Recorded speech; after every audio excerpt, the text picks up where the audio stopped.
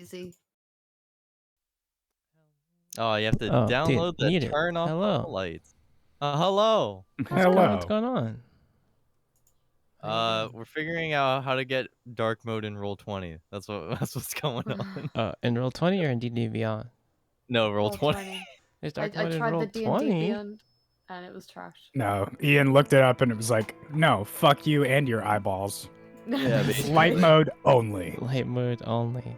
Don't you dare do Don't anything you else. even think about it. If they add a dark mode, it'll be a paid, like, part of their Yeah, part of the model. paid. Yeah, it probably would be. Yeah. You're not wrong. I mean, we enjoy Roll20, but you know, They gotta gouge you. they said you Now want from today's sponsor, you Roll20. want more space. You better give us some more money there, bub. You want a game to be functional? You better pay us. You're like, okay, geez, $5 a month, fine, here, take it. But yeah, anyway, what's up? What's going on, guys? Welcome, Tales of Arvyre, session 17. Arvyre. Tales of Arvyre. Yeah, no pirate adventure this time. What do you mean this time? Unless Unless start digging. this time. What? All right, let's see what we got. Well, I guess I can do the recap. Hey, someone wants to do the recap for me? That'd be sick, honestly. None of you guys took good notes. No, though. sir, DM. You weren't even here. It's fine. Tonight on Top Gear. Oh no. All right. Last time on Tales of Arvyre, the gang infiltrated a ruined keep. I think Zerg Rush does a ruined keep. True. Honestly, you guys Zerg Rush for sure. After defeating the summoner on the first floor, the party ran carefully made their way up the stairs to the top of the keep, searching for where Miss Butio was. Upon reaching the top of the keep, they listened to a conversation between a large flaming werewolf and a armored man. Upon bursting into the door, the flame werewolf attacked the armored man, and the armored man dimension doored the hell out of there. After kind of engaging the werewolf as they came to overhear his name, Rude. After engaging Rude, they managed to defeat his guards, or defeat his subordinates, and before he was able to leave, they pulled a key off of him. After being battle scarred and finishing that combat, they went downstairs to the magic door. The key opened the door, and inside the dungeon, Miss Butio lay, unconscious Coot. Yes. In the dungeon, noticed inside the other cell there was a avian skeleton, and on that Yes. avian skeleton there was a necklace that reminded him of his own. After clearing out and leaving, the party was stopped by a mage who introduced himself as Frederick Grit, and he kind of accosted the party a little bit, but let them pass. Kind of, you guys stayed the night and examined Miss Butio, but she wouldn't wake up. So you guys took her back to the caravan. Upon taking her back to the caravan, Sarah Fletcher Good catch. was sitting next to a large armored wolf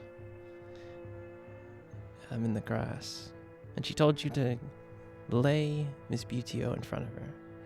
After laying her hand on her head, Miss Butio awoke. What are you all doing? Also, Elle, what? we gotta bring you in. You scouted ahead, obviously, and went back to the caravan to tell Urfolk and the rest of the merchants kind of what was going on, since they didn't have you guys to kind of guard them, except for Bubo. Yes. After kind of you told them, you noticed something strange. You saw Sarah Fletcher moving back toward the ruins. Around her, you saw kind of a shadow kind of coming from the woods. Shadow of a large wolf. And you kind of followed her back to here, so you're probably about right here if you want to drag a character. Ow. What are y'all doing? So I'll just control Veltha for now. Yeah, roll it here. You kind of get there as you hear kind of a loud kind of gasp from Emma Butio. What do you all do? Let me remember what she said. She's like, right. She was looking at Miss Butio and she said, you have a lot of explaining to do, don't you? And Miss Butio will kind of look around, kind of slowly gathering herself and kind of sitting up. Surprised by the large wolf. If for you're sure. Quite finished. If you're quite finished, Oh, I'll you're probably. talking to Sarah? Yeah. I'll just sort of like. If you're quite finished trying to seem knowing beyond your station, I have need of that wolf's attention. Privately. But by all means, continue to delay me further, if it please you. She's like, you might want to hear this. She's like, I'm listening. But sure. If you have some business with this wolf, go right ahead. And I'll just motion Fafnir to follow me somewhere like out of earshot. it'll kind of, Sarah's gonna kind of pet it again, and it seems to look at her and with some reverence. Roll me a Wait, did they know I'm here yet? Ooh, roll me a perception. The rest of the party. Are you trying to sneak? Are you trying to sneak? Are you being stealthy? I'm trying a little sneaky. Oh, roll me stealth. I'm not paying attention. Yeah, what's in front of you is what you're paying attention to. Roll me a stealth though, L. Oh yeah. Damn, alright. Maros, roll me a perception. If you're looking out, if you're just paying attention to Scotia, then you're fine. Yeah, you're okay, for sure. Yeah, L, you're kind of sneaking, kind of close. You notice the very large wolf. Like this wolf is probably the biggest wolf you've ever seen.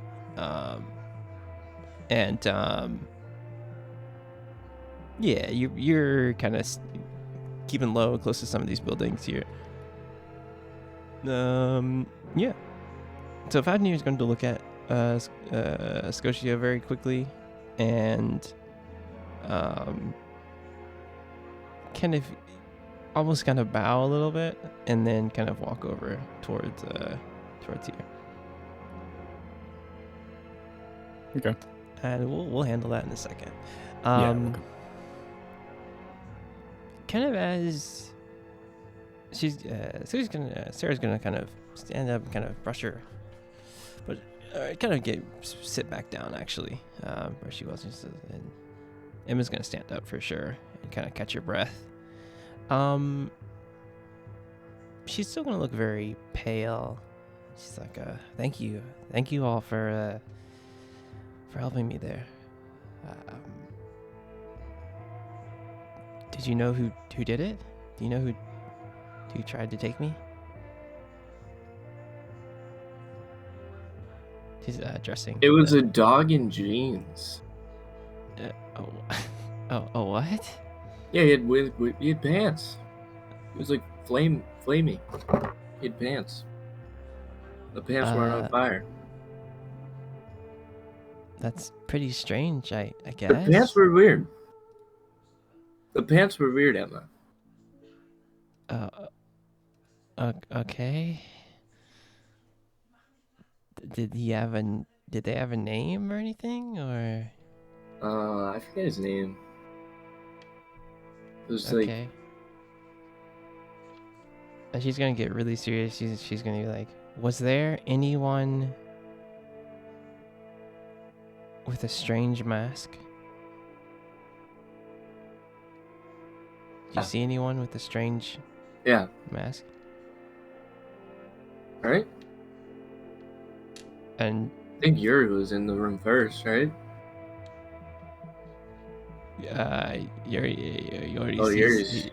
He's doing some business. But you guys, who else was in the room first? I think you might have seen. I think I went in after Yuri. Mm-hmm. You might have seen briefly that the Kooks gentleman was in there too, though. Ooh, yeah. Kooks, roll me a history check Yes, sir. when she talks about person with a mask. Okay, so Kooks, when you kind of as the commotion happened and people burst in the room, you noticed that there was a armored gentleman. You're right. Armored gentleman that. No, of course. Hello. Oh, there was an armored gentleman that was there briefly. And you kind of saw him blink out of kind of the room after the werewolf attacked him. Right.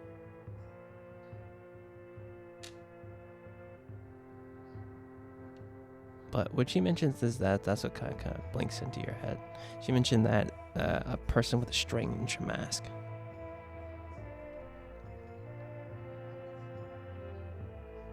It's like there was someone there with a strange mask.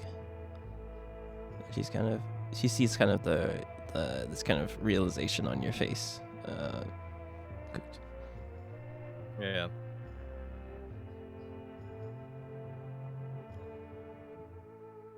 She's singling you out, dude. She's singling you out. Could you saw someone with a strange mask? Well, to be honest, Josh, I'm trying to remember what exactly happened last week. Hey. Oh, God, what Exactly. happened? What was it? Um. If you remember, there was an argument happening before you guys burst into the room. Oh. The werewolf, and then there was an armored person with a metal Yeah. mask. That's right. Yes. Yes. Now I Even though remember. that armored person, he got the heck out of there when the werewolf attacked him. Yeah.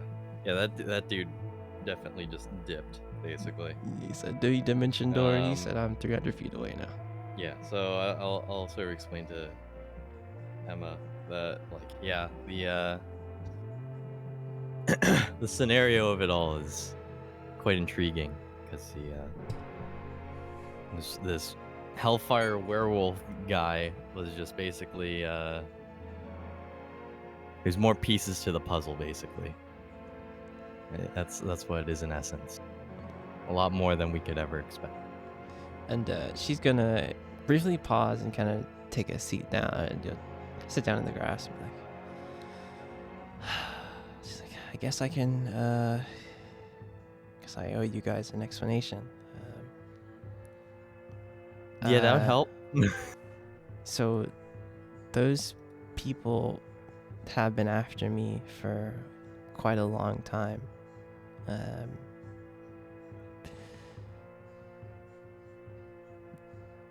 And she's like, kind of ever since I was a child.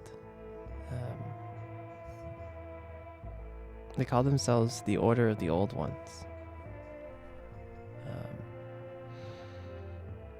And they stamp out anything that would distract people from worshiping the Old Ones, worshiping their faith.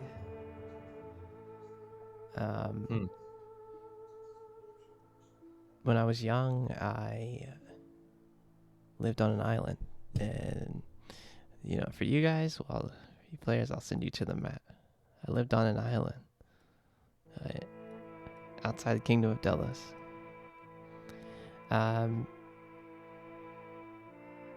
When I was a child, these powers manifested for me, and all the people there kind of thought I was a goddess of some kind. And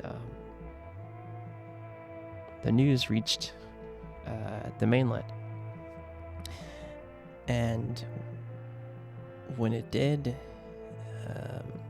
they came, and they didn't come to just survey and learn anything. They came to enact judgment, and they destroyed everything on that island.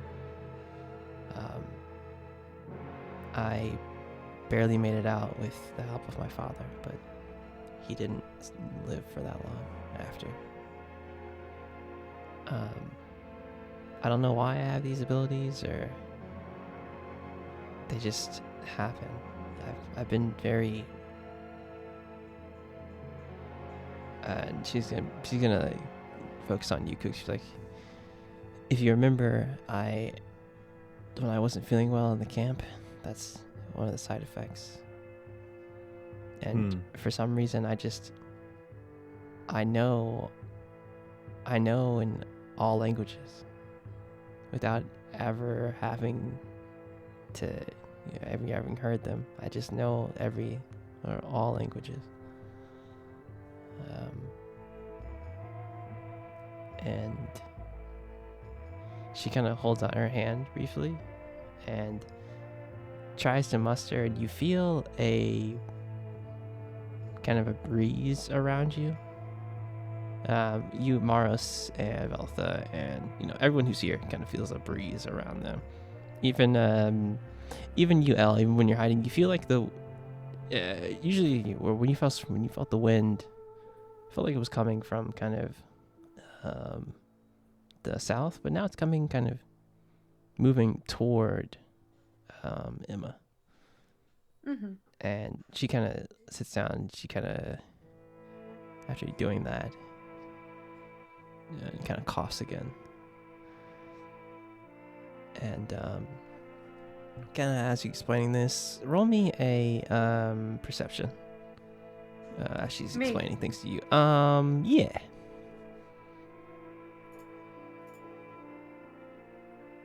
So you explain stuff to the rest of the party. Let's see if you notice this. Oh, since you, I mean, you at advantage because you are the most suspicious of this person. Okay. Oh god. Even from here, you notice that Maros' wife seems very calm upon hearing this news. Huh. Okay. You see, like, just looking at the party, and like you kind of notice everyone seems like not surprised, but everyone seems, at least from here, everyone seems pretty just like, you know, taking it in. Sarah Fletcher seems to just be sitting on the grass and just, you know, being very calm. And she's like, ever since I had these powers, I've been very frail. And she's like, and this would explain, I can finally tell you, I guess, since you guys know now, this is the main reason why Ursa has me traveling with the caravan. These Order of the Old Ones have been searching for me for quite a long time. And it seems they have found me somehow. But Ursa was he's a good friend, and he wanted to keep me safe and always keep me moving. And you all guarding the caravan is, well, you guys already know. Your main goal is to make sure that I'm safe. I kind of, as she explained this, we'll move up to Yori and Fafnir. Yo. Check. Check. I had the wrong mic input enabled on Discord like the whole time, and then didn't mute myself because I didn't realize. Oh, you're good. So that's fucking embarrassing. You Hopefully I are didn't good. interrupt that much. Oh, you're fine. I do want to ask, like, before we go into whatever Mhm. conversation I'm about to have Yes. here, I guess, like, how much of their conversation would I have been able to, like, walk back in on? 25 feet of. You would 'Cause I feel definitely like have heard. these conversations are going at the same time, right? Yes.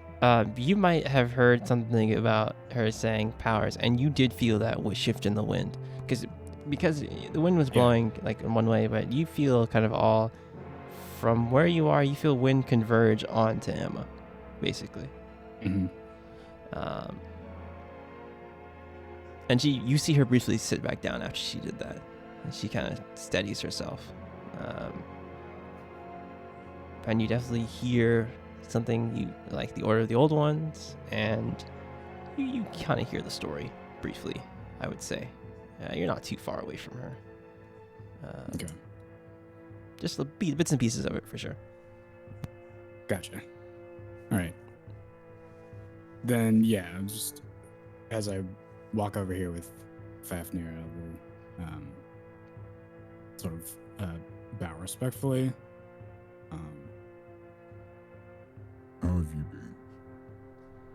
been? Fafnir will look at you very patiently, and you see that he motions kind of towards the tools that are on his armor. Mm-hmm. You're very familiar. You're familiar with this. There on his armor there is assortment of items, kind of in a pouch. I would say it's in a pouch. Inside the pouch there is a sending stone. There is more space for you to put things, kind of any materials you have. and there's his usual weapons that he carries on him too. Okay. And he'll motion towards the bag. Okay. Yeah, I'll take a look.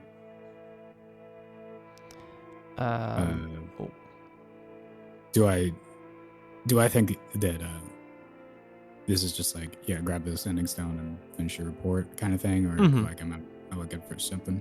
oh no, yeah, this is issue the report for sure. Yeah. Okay. Then sending stone is 2-way. Yeah. Mhm. I'm just actually gonna have a conversation. Okay. Yeah. I'll take that. All right, so on the sending stone, there's, unlike a regular sending stone, there's like definitely more runes on this, kind of to increase its distance. But as you pick it up, you hear a very familiar voice. District Yori. Commander. You may report. Mission was successful. 2 noted caveats. I followed the corruption to its source, a nested realm containing a fiendish overlord. My path crossed that of a group of mercenary explorers, whom I ascertained had similar goals. They assisted me in the destruction of said fiend, and the subsequent collapse of the pocket dimension. I have a few theories on its construction, but for now, fiend is dead, and corruption taken care of. You say, Caveat the first is a recommendation.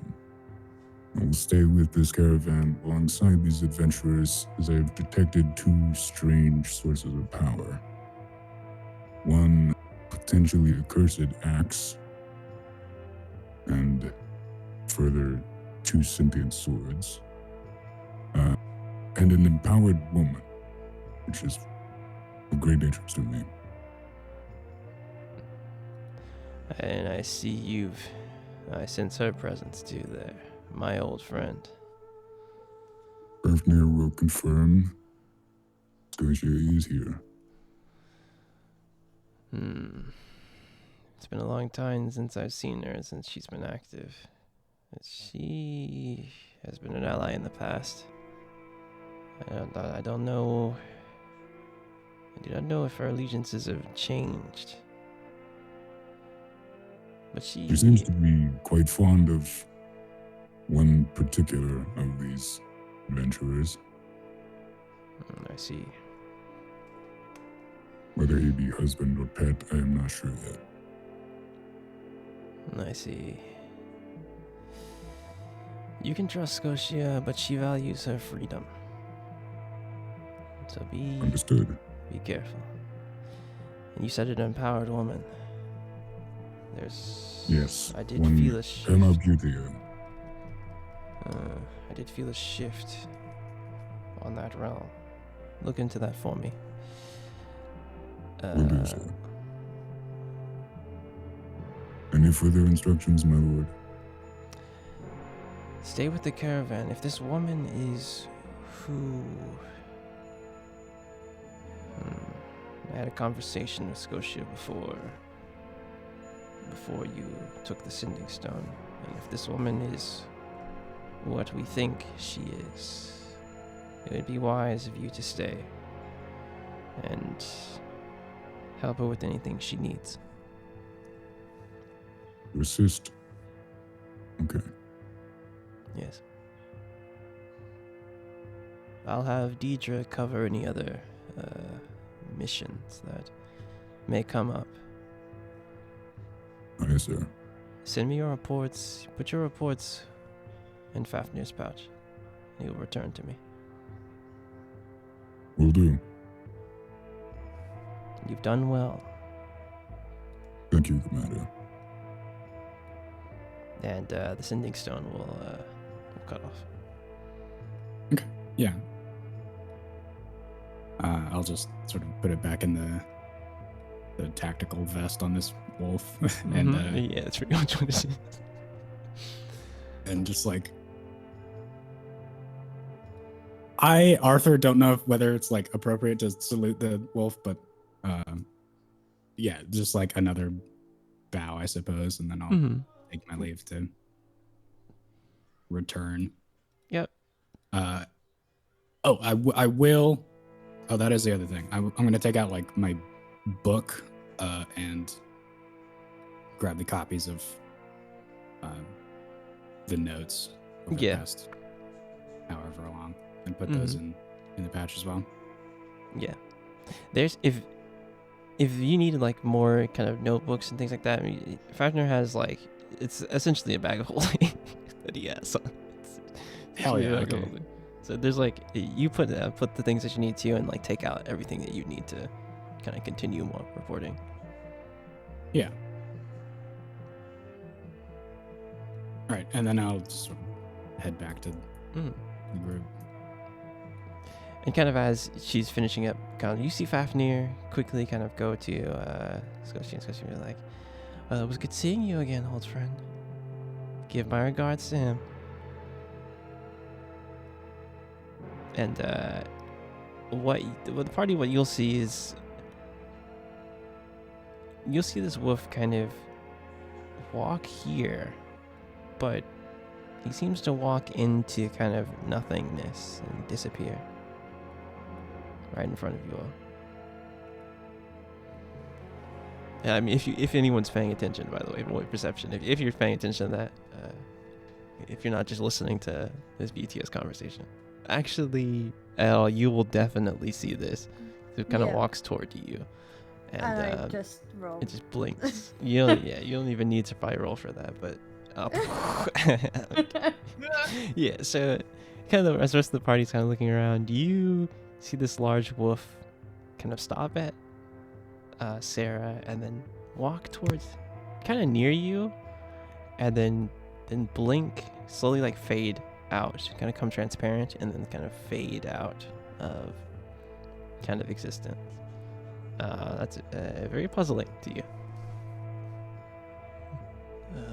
But yeah, back Emma's like, I've always been this frail. Anytime I use my powers, it always takes so much out of me. And then kind of as you come out, Squishy will pipe up. She's like, well, I hate to break it to you, child, but the more you use those powers, the more your life force drains. And she's gonna kind of hold her hand out, and she's like, I'm sure this one over here, she points to you, Yori, I'm sure you noticed.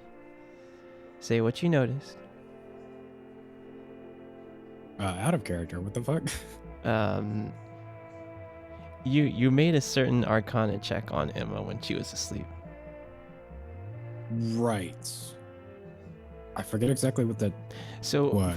when you kind of looked over her body, you knew that I gotta see what I wrote.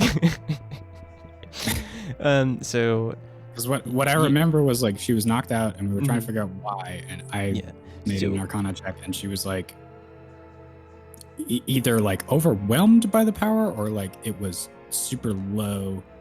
So energy. her general flow of magic is abnormally high for just like an average mage. Almost, yeah.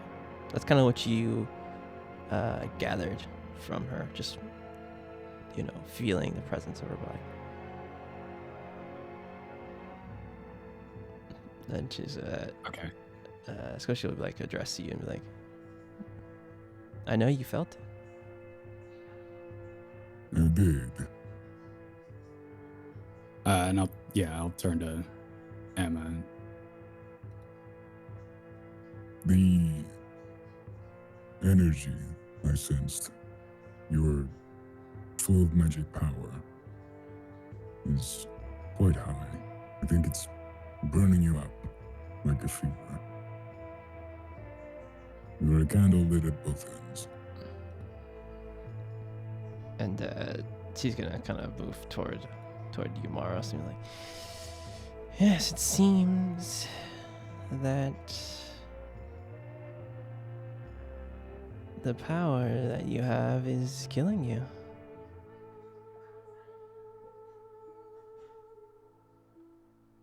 That's fun. But there may be a way. There may be a way to help you. And I know nobody can see it, but I'm definitely glaring at Sarah through the one eye of the helmet. It's like, she's like, how much can I say? And she seems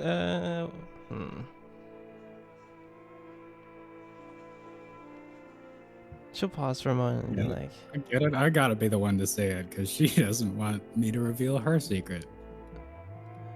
and she'll be like,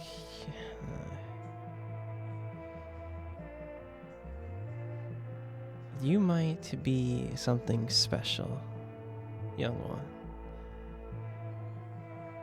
But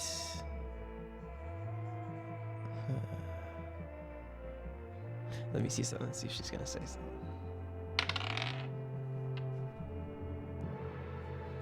Okay. She's like, you, child, are an immortal.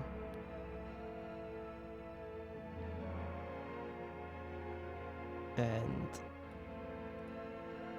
or maybe one that hasn't come into your own yet. But this process, at least in your current state, is killing you. But there might be a way. There might be a way to save you. And she's gonna kind of move toward kind of the rest of the party and kind of be like, but we can't focus on that right now. We have a caravan to be along with. I will tell you more in time.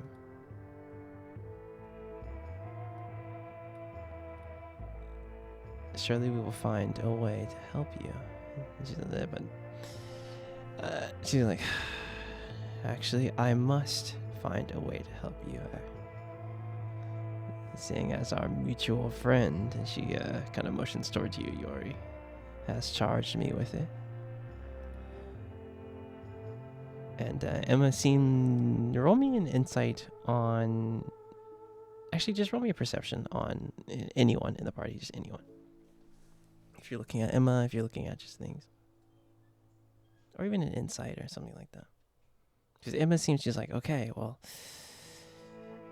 that's a lot to take in. I always knew I was strange. Or perception and insight, either one. Anyone else, please? Anyone in the I'm insight? just rolling it. Yeah. Okay, dude.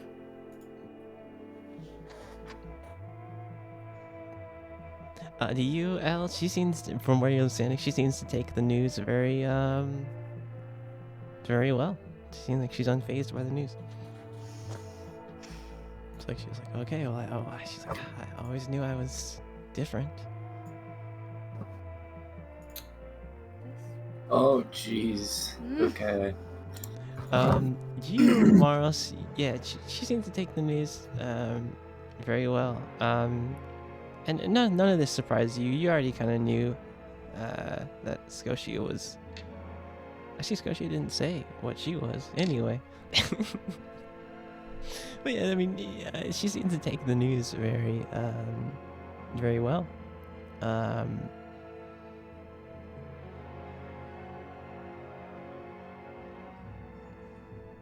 Cooks, are you trying anything? You good?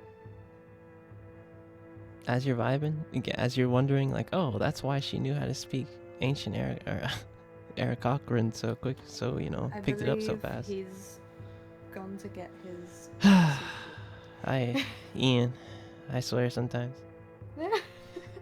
That's crazy. Anyway, kind of, let me see.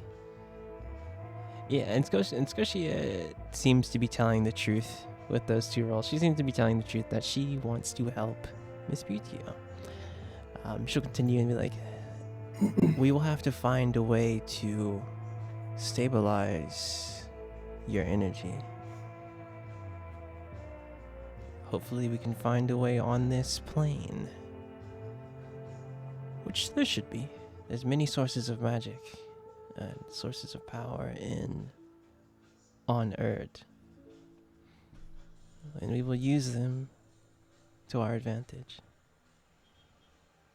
Like, and she looked tired. She's like, "What? That's enough for today.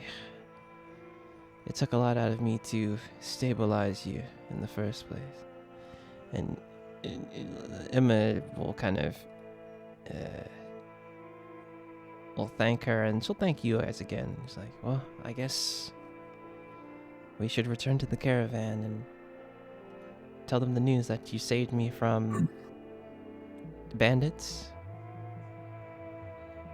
As you know, the caravan cannot know who I am, I guess, and what I am now. But that's a part of your assignment, too. Assignment? What is this? High school? The work you were contracted for. Cooked, how are you feeling about hearing all this news?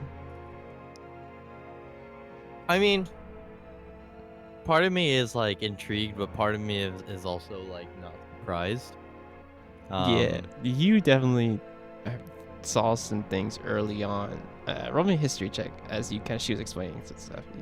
Yeah. Advantage too, advantage. Yeah.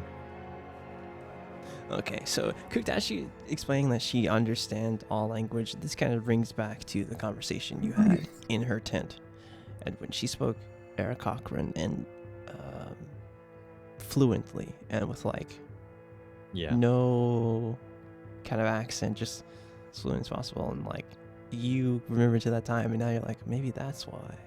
And then you kind of remember when she was ill in her tent as well, and how that kind of stood out to you.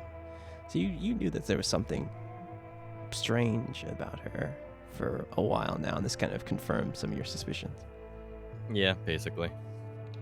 And you're like, okay, this is shit poggers. I mean, Pretty pog you, bro. that's pretty pog you, honestly. But yeah, she's like, I guess like I said, thank you all for helping me, and I guess continuing to help me.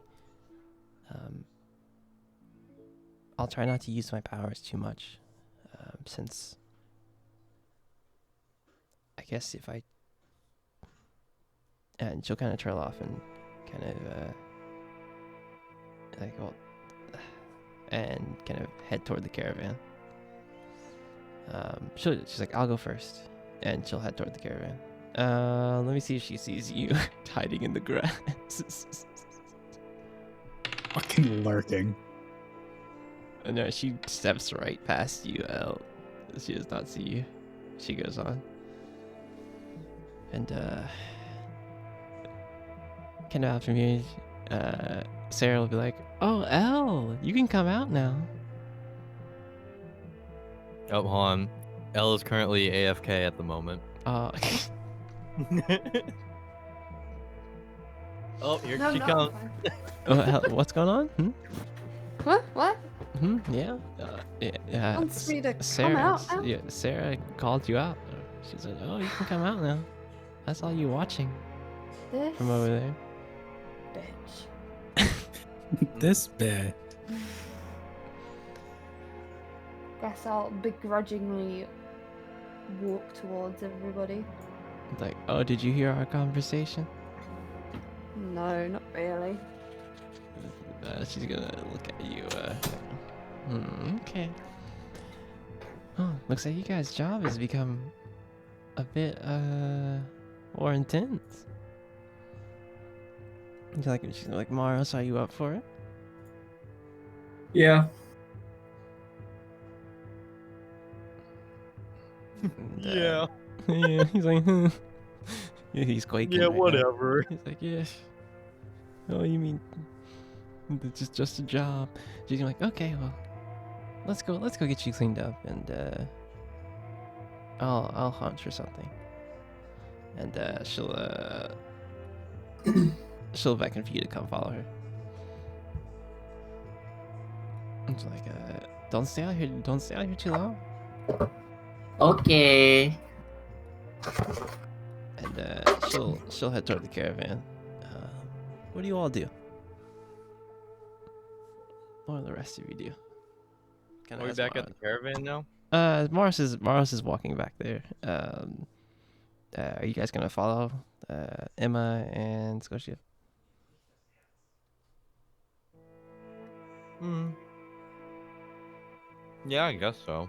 Don't really have Okay. any other needs to do Okay. about. All right. You all are. I said a real name. Oops. We'll be slipping up quite a bit. Yeah. You all are back at the caravan. Urfog and actually Urfog was kind of the first one who kind of greets you all. She's like, oh, he's like, Elle told us. What happened? It's like, oh, he's gonna like. He's like, oh, I'm glad you're safe, Miss Butio. He's like, those damn bandits. They'll take anyone, I guess. He's like, is everyone all right? Yeah, we're a bit okay. We're hanging in there. But- All the other merchants are there too, kind of making sure everything's okay. And he's like, well, we're gonna be heading to our next destination. It's gonna take us about probably another week to kind of get everything there. Or we might camp tonight. One more night here, but we're gonna be heading off fairly soon. Actually, you guys came back in the morning, right? So yeah, they're gonna head later on today. Alrighty. Yeah, so handle any business you gotta handle, and we're gonna start the journey to our next place. Oh, let me see something real fast. Oh, so out of character, was there anything that anyone wanted to do, kind of in some capacity? All the caravan stuff's kind of packed up right now, but was there anything that anyone wanted to do right now? I can't do any smithing, can I? All the stuff's packed up. Not right now. I mean, the forge, they wouldn't have taken out the portable forge. They would not have taken it out for sure. Okay. Was there anything else you wanted to do? I'm just a guy. You guys let me know when you're ready to go to the next destination. RP amongst yourselves.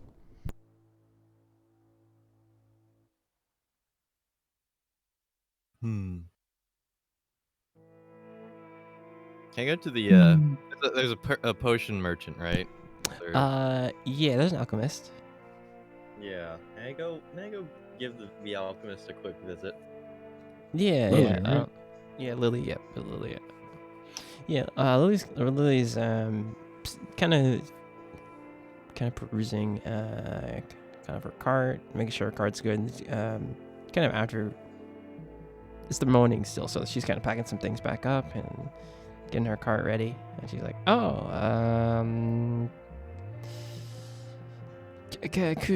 cooked, right? Cooked. Yes. What's going on? It's good.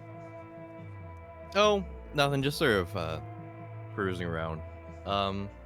Hey, I got a question for you. I don't know if you have the ability to do this, but is there something you can give me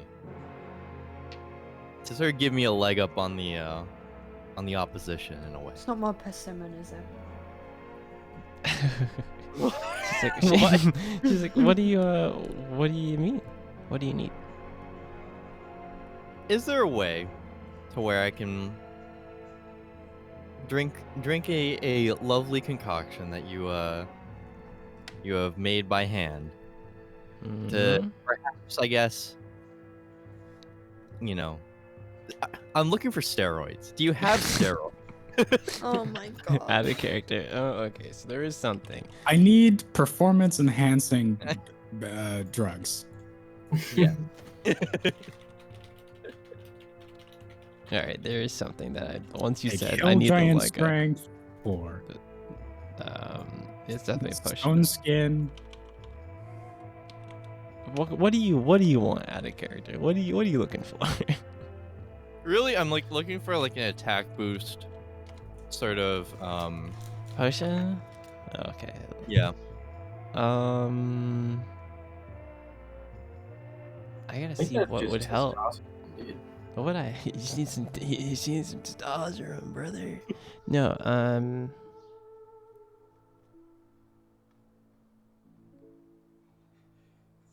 Let me see something real fast. Do literally speed. I see there's. Let me see. Potion of.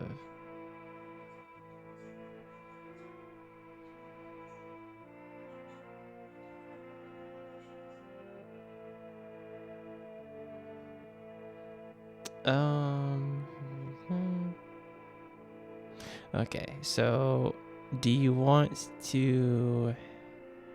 Is there potion of speed? I mean, potion of speed would help. It casts Potion of haste. speed gives you haste for a minute. Yeah, this is a very rare though, so I'll have to think about this one. Okay, let me see something real fast. There's potion of giant strength that could give you strength bonus. It makes your strength a 20. Well, potion of hill giant strength. It makes your strength a 21. Your strength score, 21. There's that. Okay. Potion of vitality might be interesting. Cures poison. Any hit die you roll,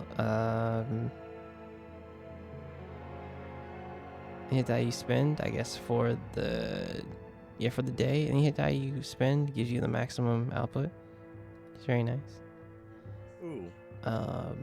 Potion of heroism. What's this? Oh, you get temporary HP, and you have the bless spell on you. Which is. Bless is you get to roll a d4 on attack rolls and saving throws. It's Which like additional, like sort of like for attack rolls, it would be like additional Oh, damage. No, you roll additional d4 for the roll itself Okay. to hit.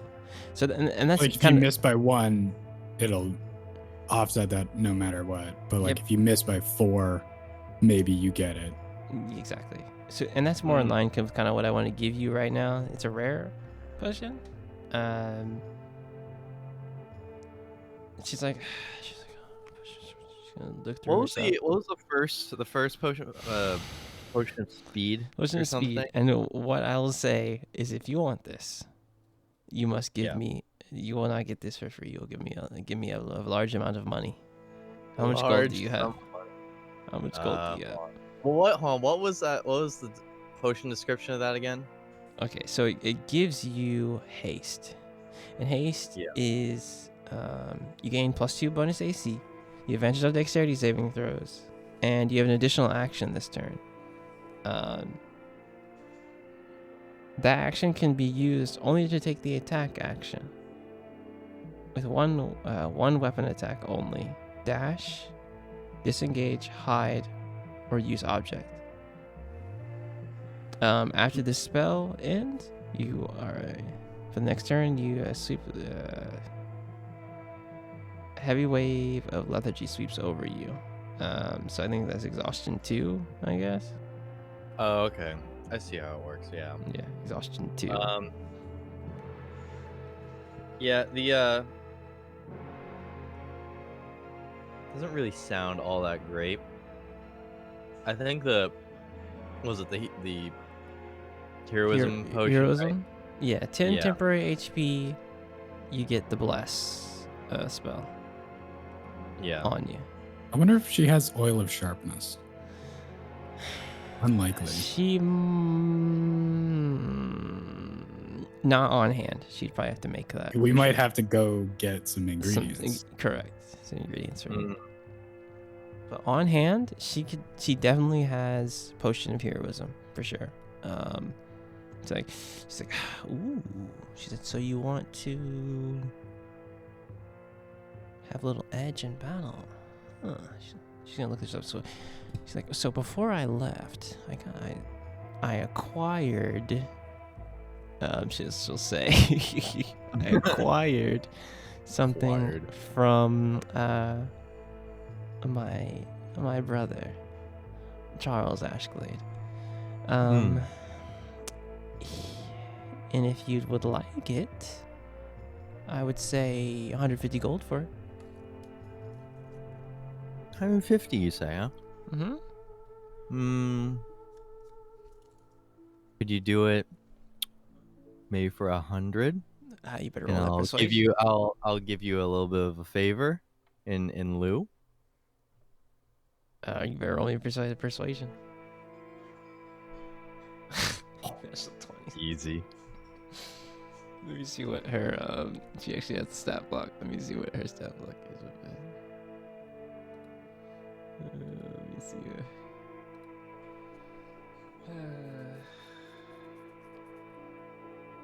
She's a -1 on charisma. Oh my gosh. Alright, yeah, she's like, a favor, you say? And what would you do for me? I mean, if it's anything to sort of give you ease. To be fair, She's like, well, you scratch my back, I scratch yours. She's like, type well, of I will need ingredients whenever we get to our next destination. So we'll call it even, 100. And if I need you to go get some ingredients for me, or accompany me and Quiz to go get some ingredients, sure. You will, All right. We'll call that even. Very well, it's a deal. All right, so you have, if you want to add that to your inventory on D&D Beyond, a potion of heroism. Yeah, I'll have to go to the potion person. Kind of as this dealing is going on, Mars, you see Coot and Miss Ashglade having a little conversation. And you kind of see her hand Coot a potion and seem to be on its way. Roll me perception and see if you heard kind of what the All right. what the exchange was. What was it? Perception? Yeah, perception. Kind of as you're walking up. Okay, so you hear kind of the tail end, and you hear kind of talking about her, Cook's doing her a favor. And kind of as Cook's leaving, she's like, oh, Mars, well, what's up? I was wondering if you had any kind of like potions of healing. She's like, yeah, I usually always have some potions of healing on, or kind of on me. She's gonna kind of step up into her cart. She's like, how many did you need? And they're how much did I say potions of healing were? I forget. What isn't it? There's a way to figure it out, and in my other group we kind of figured it out. It's like the max amount that it heals plus something. Let me figure this out real fast.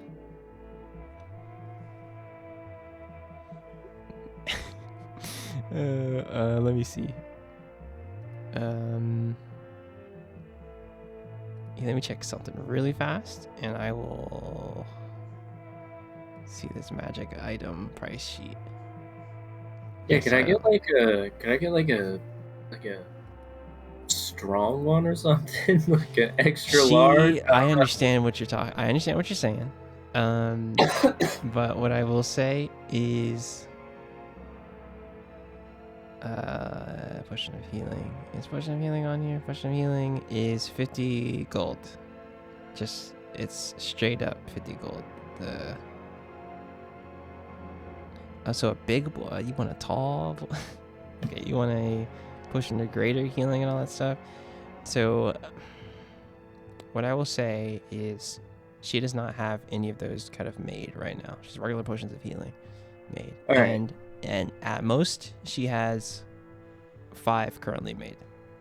Okay, I'll buy 4. Okay, well, no potions for anyone else.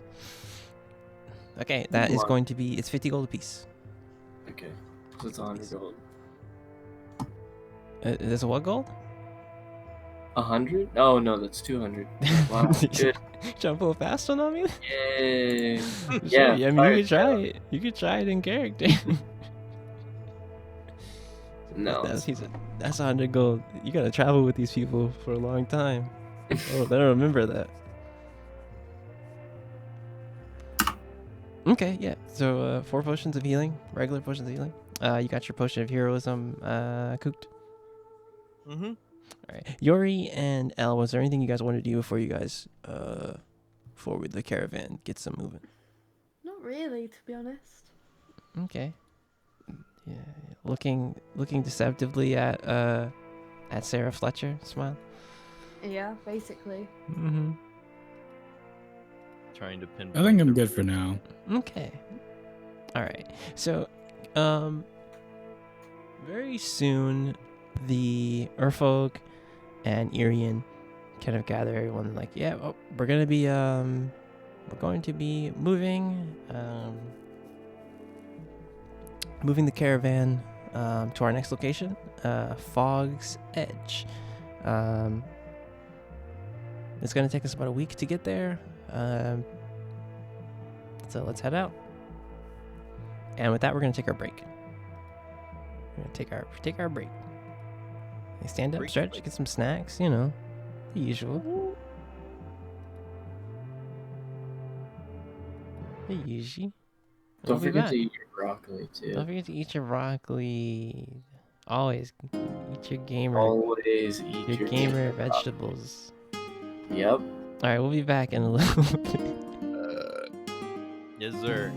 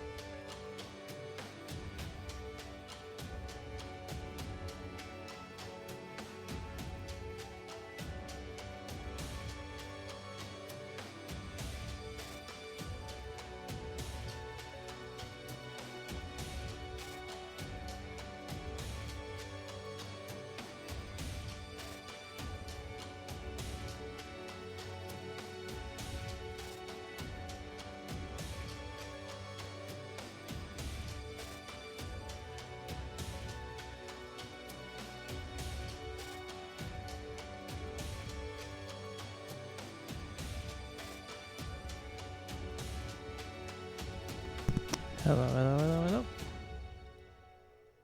Hey, what's going on? Hey. Everyone back? Even Matt? We're trying to find Matt. We're trying to find every week we play the game, chat. We play the game. Matt's in the kitchen circumcising his penis with a butter knife. Wait a minute, don't. it's always a weird. It's a weird story every time. It's like, where's Matt this time? Yeah, he's he had to go for a drive. Matt says, "Do you guys want calamari?" He said, yeah, I'm going for a drive. I'm gonna pick up some squid. Understood that, Chuck. That's terrible. Wait.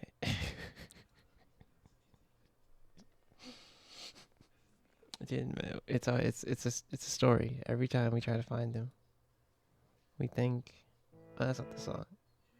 Here's the song. We think, where could Matt be?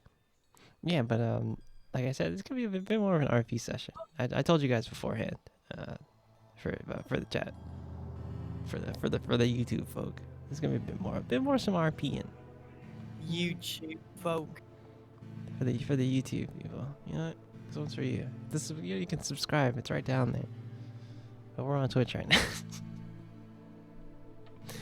But yeah, a bit more lore stuff, a bit more RP things. But yeah, since Matt's not back, what are you guys' thoughts? What you're harboring something strange now? You guys okay with that? Well, we. I'm just saying you're protecting someone pretty important.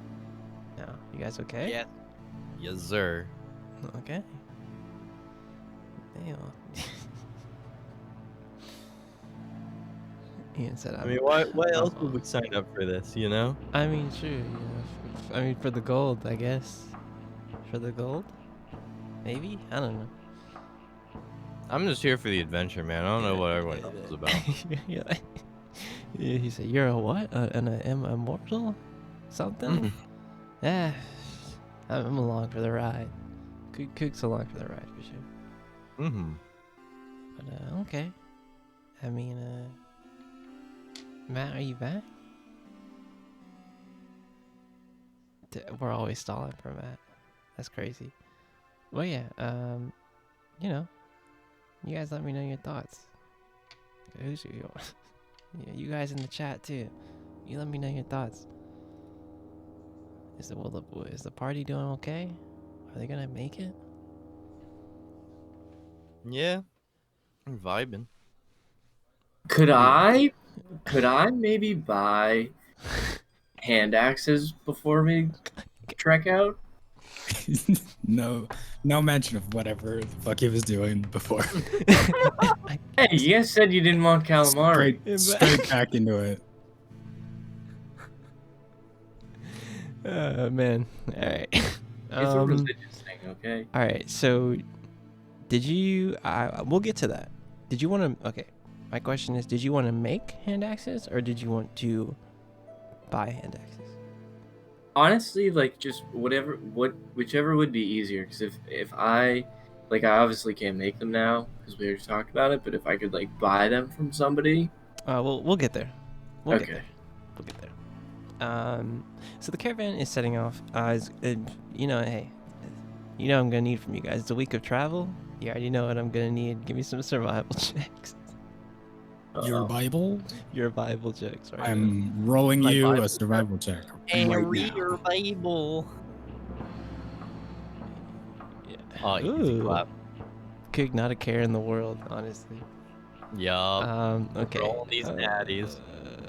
What did I say it was? So you guys are all good. Cooked. Incredibly good. So the first, for this week of travel,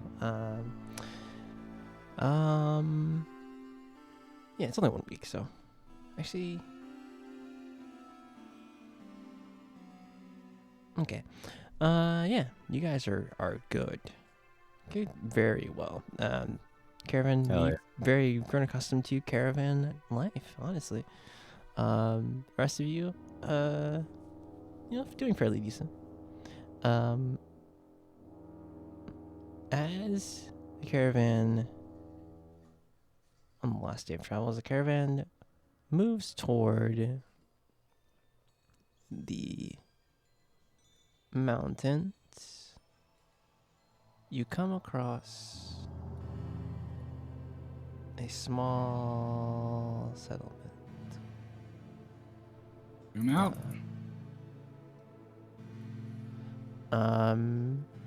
I got a blurb to read you all, but I shall do it. Fucking resolution on this thing. Yeah, it snapped out. It did that for me too. I was like, wait, what? It'll snap into existence. You guys come across a small settlement. Kind of as the caravan's kind of coming in, you all hear the sounds of metal hitting metal. Oh, sorry, the sound of metal hitting metal rings out as a dwarven blacksmith and his human apprentice forge heavy machetes. The scent of bread drifts across the settlement to weary adventurers camping outside the gates, who look between each other and count their coins. At the top of the stone watchtower, a gray-haired man stares over the edge of the basin at the rolling fog banks below, thinking about days long past and friends lost. The villagers go about their business under his watchful eye.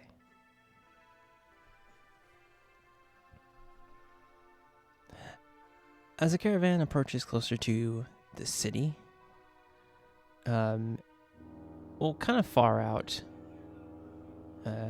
you guys notice that the man on top of the tower notices you and starts going down kind of the tower. And after some time, once the caravan's much closer to the city, the gray-haired man and a red-haired elf, the long staff, come to greet the caravan. The man will approach you. He's like, "Oh there. Who all might you be?"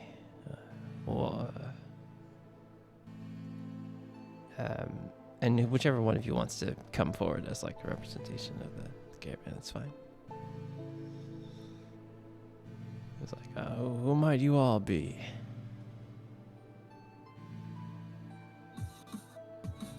Okay, drum and bass man.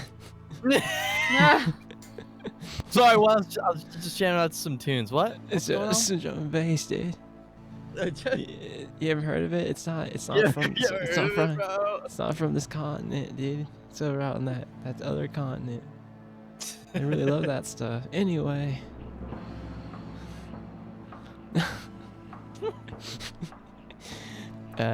You heard what I said though, right? I wish I was serious when I said. I can't stand you. So the gray-haired man and a red-haired elf come out to kind of greet the caravan at the gate. And the old man, the gray-haired man, will approach you all first. Says, "Oh there, who might you all be?" We are a caravan wishing to peruse through. He's like, "Well, he's gonna like scoffing. There has been a caravan up in Fog's Edge since, please, a good 5 years. Well, like I tell everyone who visits, you're welcome to stay as long as you don't cause any trouble." Like, my name is. He's gonna hold out his hand to you, Cooked, and he's like, "My name is Victor Gintana, but folks around here just call me Warden." Or he's gonna hold out his hand and shake your hand very. Roll me a strength check. No, just joking. No. You shake your hand very. I got you, gamer. He's like, "And this here is Malin Keljon." She's our cleric. She's holds all things here. Our holy woman. And he's gonna kind of go around to all of you, introduce himself. He's like, he's gonna go up to you, Maro. He's like, shake your hand, and go up to you, El, and then kind of go to the other caravan members. He's like, kind of go to Urfog and things like, you guys can set up inside the city with the other adventurers who stop in here. And I'll let the townsfolk know that, like, they care. He stops to say they probably already know. Honestly, there's some nosy people. He's like, I'll let them know that the caravan's here and you guys are gonna be setting up for wares and things.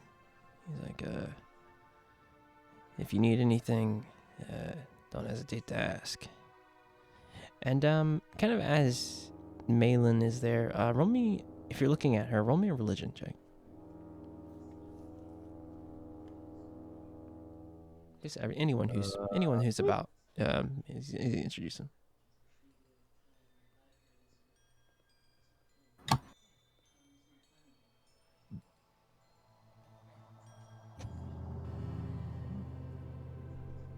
Wait, it's,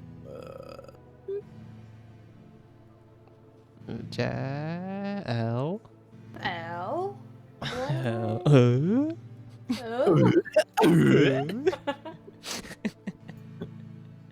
Roll me a religion check, please. I don't know what religion is. Don't worry. True, even though you're a cleric. That's crazy. True. Yeah.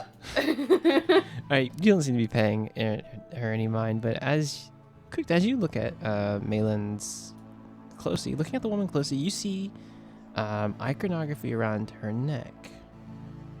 A 7-jeweled necklace that you know that represents the 7 divine dragons. And she'll come to you, she's like, what? She seems to kind of pause and kind of carefully choose her words. She's like, what? Welcome to Fog's Edge. If you need anything of me, come to the temple.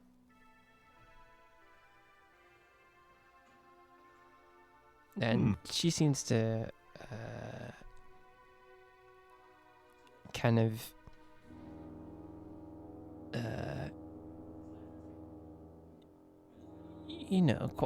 jeez. She seems to quietly kind of bow and kind of release some pleasantries with you. Speaking of which, let me show you guys what. I gave you guys some handouts. I forgot to give you those. Let me do that. I can show the chat too, or show them what good old Victor look like. Boop. And your people of note, you will see Victor and Malin.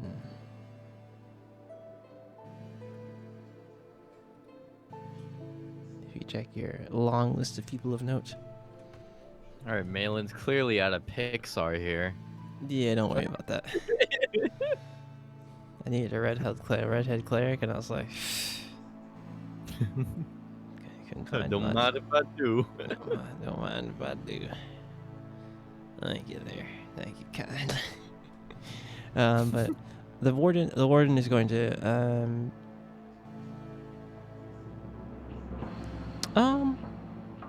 roll me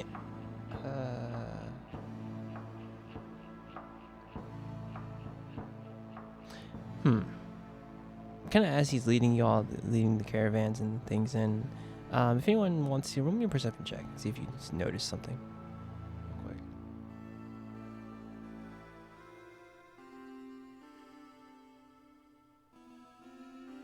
These fucking rolls tonight. I know. You're having a rough time. There you go, El. Let's go. Let's go.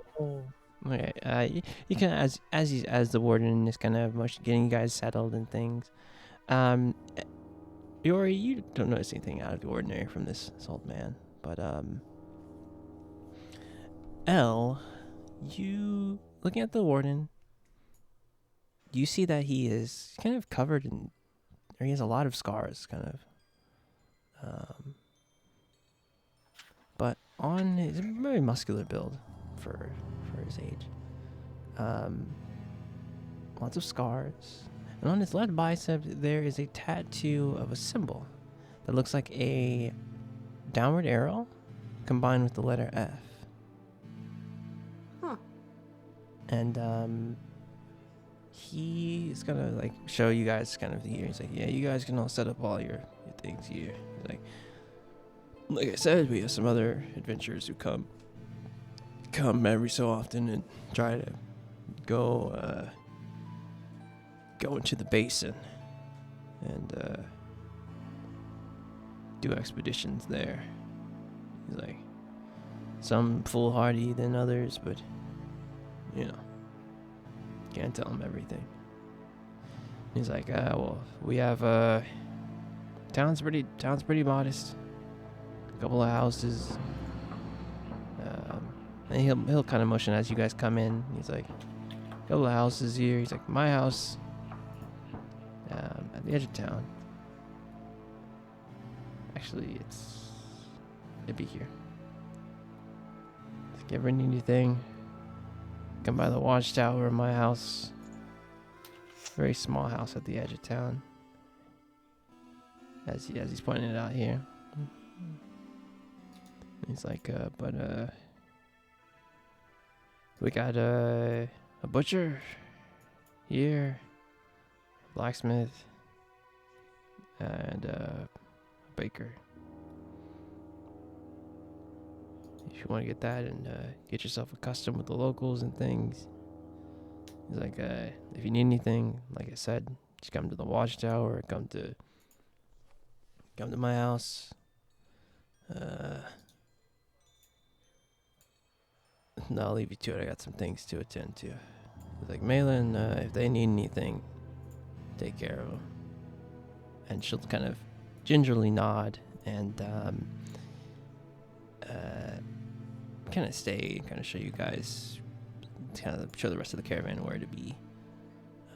But after a couple of hours, we'll say about like maybe 4 hours of getting things unloaded and getting things set up. Was there anything anyone wanted to do? You guys have you can roam around Fog's Edge, and Can I go to the blacksmith? Yeah, sure. Kind of at the edge, kind of where Victor or the warden pointed out. You hear the very, for you, Maros, a very common sound of metal against metal.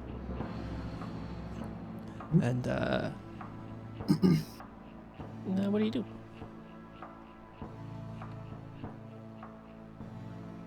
Very typical blacksmith house, or hut, I should say. Well, I don't know. Can I like talk to somebody and like see what Yeah, they're... you can go in if you want. Alright, I'll go in. Definitely hear. What's up? I want to see what like their specialty is. Okay, sure. Anybody in here? Yeah, so you hear kind of the, like I said, the metal against metal and the kind of the forging process going on. And in the front, there is a young or teenage human boy. Kind of looking at it, it's like, oh, sir, welcome. How can I help you? Well, I was wondering what you guys got. What's your specialty here? He's like, specialty, well, Master Nudrith really can do anything. Okay. I think he really likes to. He has a good knack for forging kind of daggers and machetes, kind of to help people in the basin kind of get around, kind of in the overgrowth. But he's done a sword or two, and at least as long as I stayed with him. Is He's my- he around? Yeah, he's back in there. I can go get him. Yeah. Do you think I could talk to him? So the pale skin,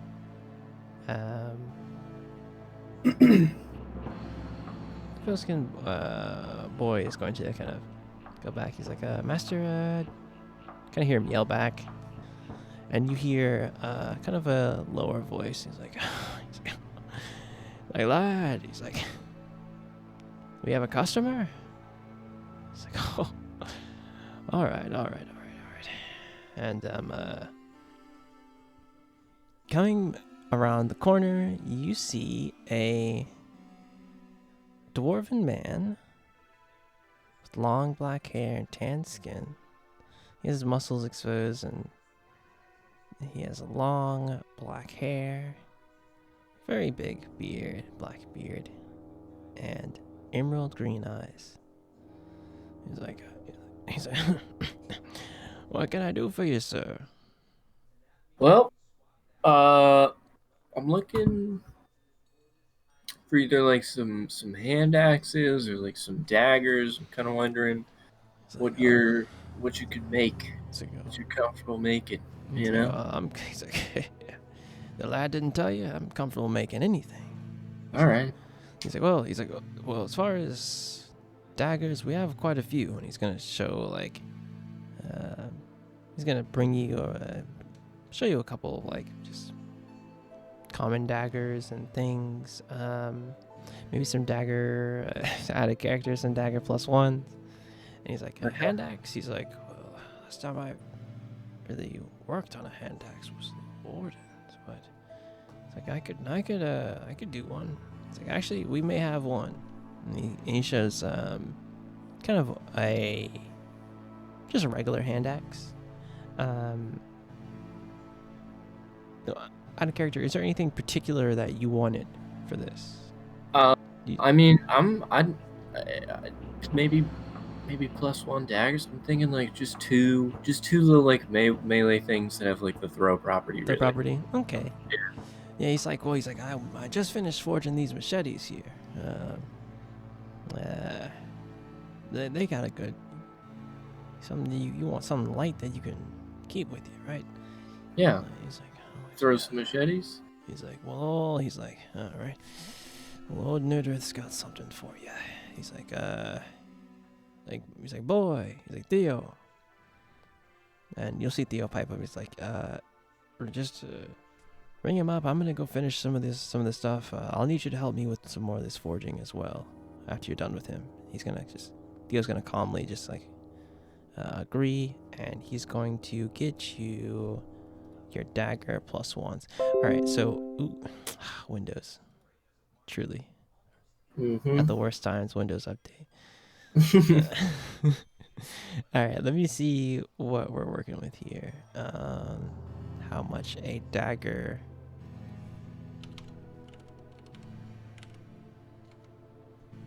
A dagger is going to be. It's a dagger plus one. Each one you wanted two, correct? Please.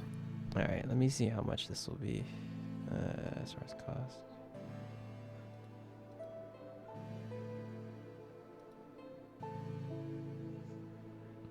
I will say that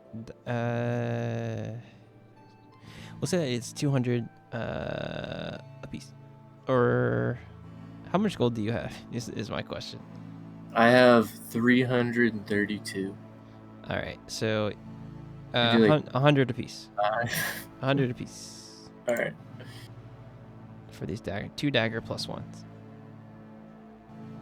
And you add those to your inventory.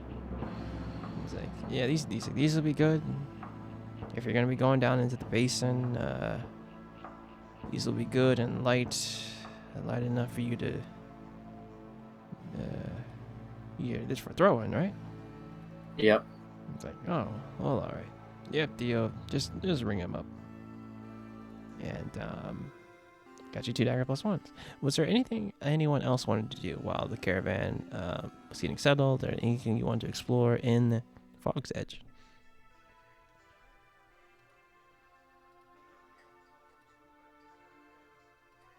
Yeah, I'm gonna head over to Airfog and Iridian.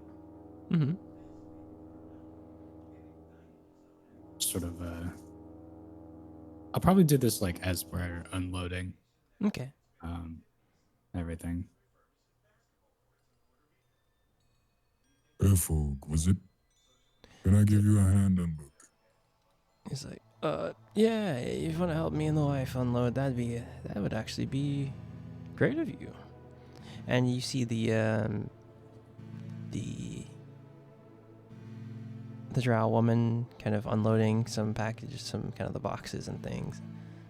She'll kind of point you over there. It's like, you can help with these here. And he's like, oh, I didn't quite get a chance to introduce myself to you before, as you're moving things with him and his wife. He's like, my name's Erfog Schwartz, and this is my wife here, Ian Schwartz. I guess you've been hired to guard the caravan as well? You're a new hire? Something like that. Okay, well, it's good to have you on board. And just roll me a athletics. Helping some. Okay, yeah. Yeah, show me an athletics. Help them carry some of these boxes. And there's like metals and other kind of equipment and these, and kind of toward the end of things, he's like, now be careful with this one. This is the portable forge that me and Irian here designed. And kind of roll me another athletics. Yeah. Okay. God damn it. What the hell? All right, so kind of as you're moving it is very heavy, and let me see.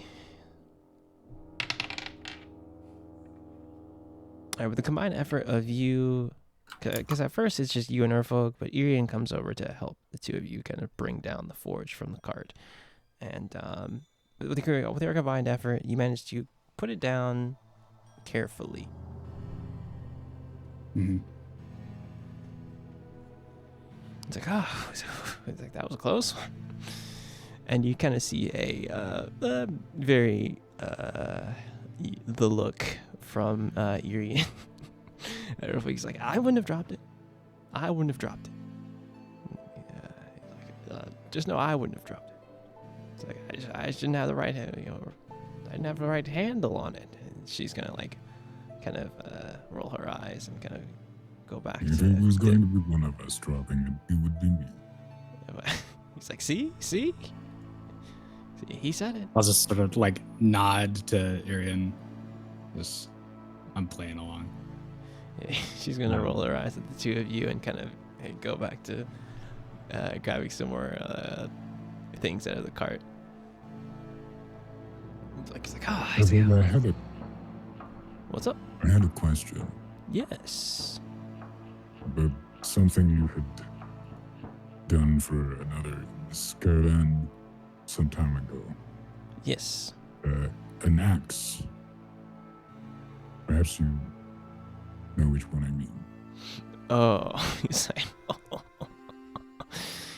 like, oh, yeah. Yes. He's like, yeah. Consider me curious about the nature of it. Like, well, the enchantment that Mr. Maros asked for was, he just wanted me to empower the axe, but with the materials I had on hand, I only could do one enchantment. And I gave him the spiel, what the enchantment might do. But he seemed very forthright in me doing it. Me, I have no qualms in making Fey spirits, mad, even though Irian might give me may make me sleep outside for saying that, but he's like, but I told Mars the risks of the enchantment, and he seemed okay with it. And as from one blacksmith to another, he said, well, sure. He trusted my judgment. You mentioned Fey spirits. Can I ask what you did exactly? So the enchantment is an old enchantment. Essentially, it's a light curse. For power, you put an old curse on an axe. Essentially, I think as the enchantment says, these runes were done by a dwarven smith who feuded with the Dryads. A forest near him. And he used this to cut down trees near that forest. And it says that whoever wields the axe, the Fey spirits of the forest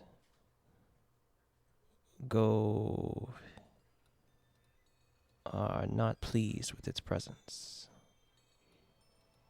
And I guess that's the curse of the dwarf blacksmith's enchantment, or the result of their feud. But lots of enchantments have interesting stories.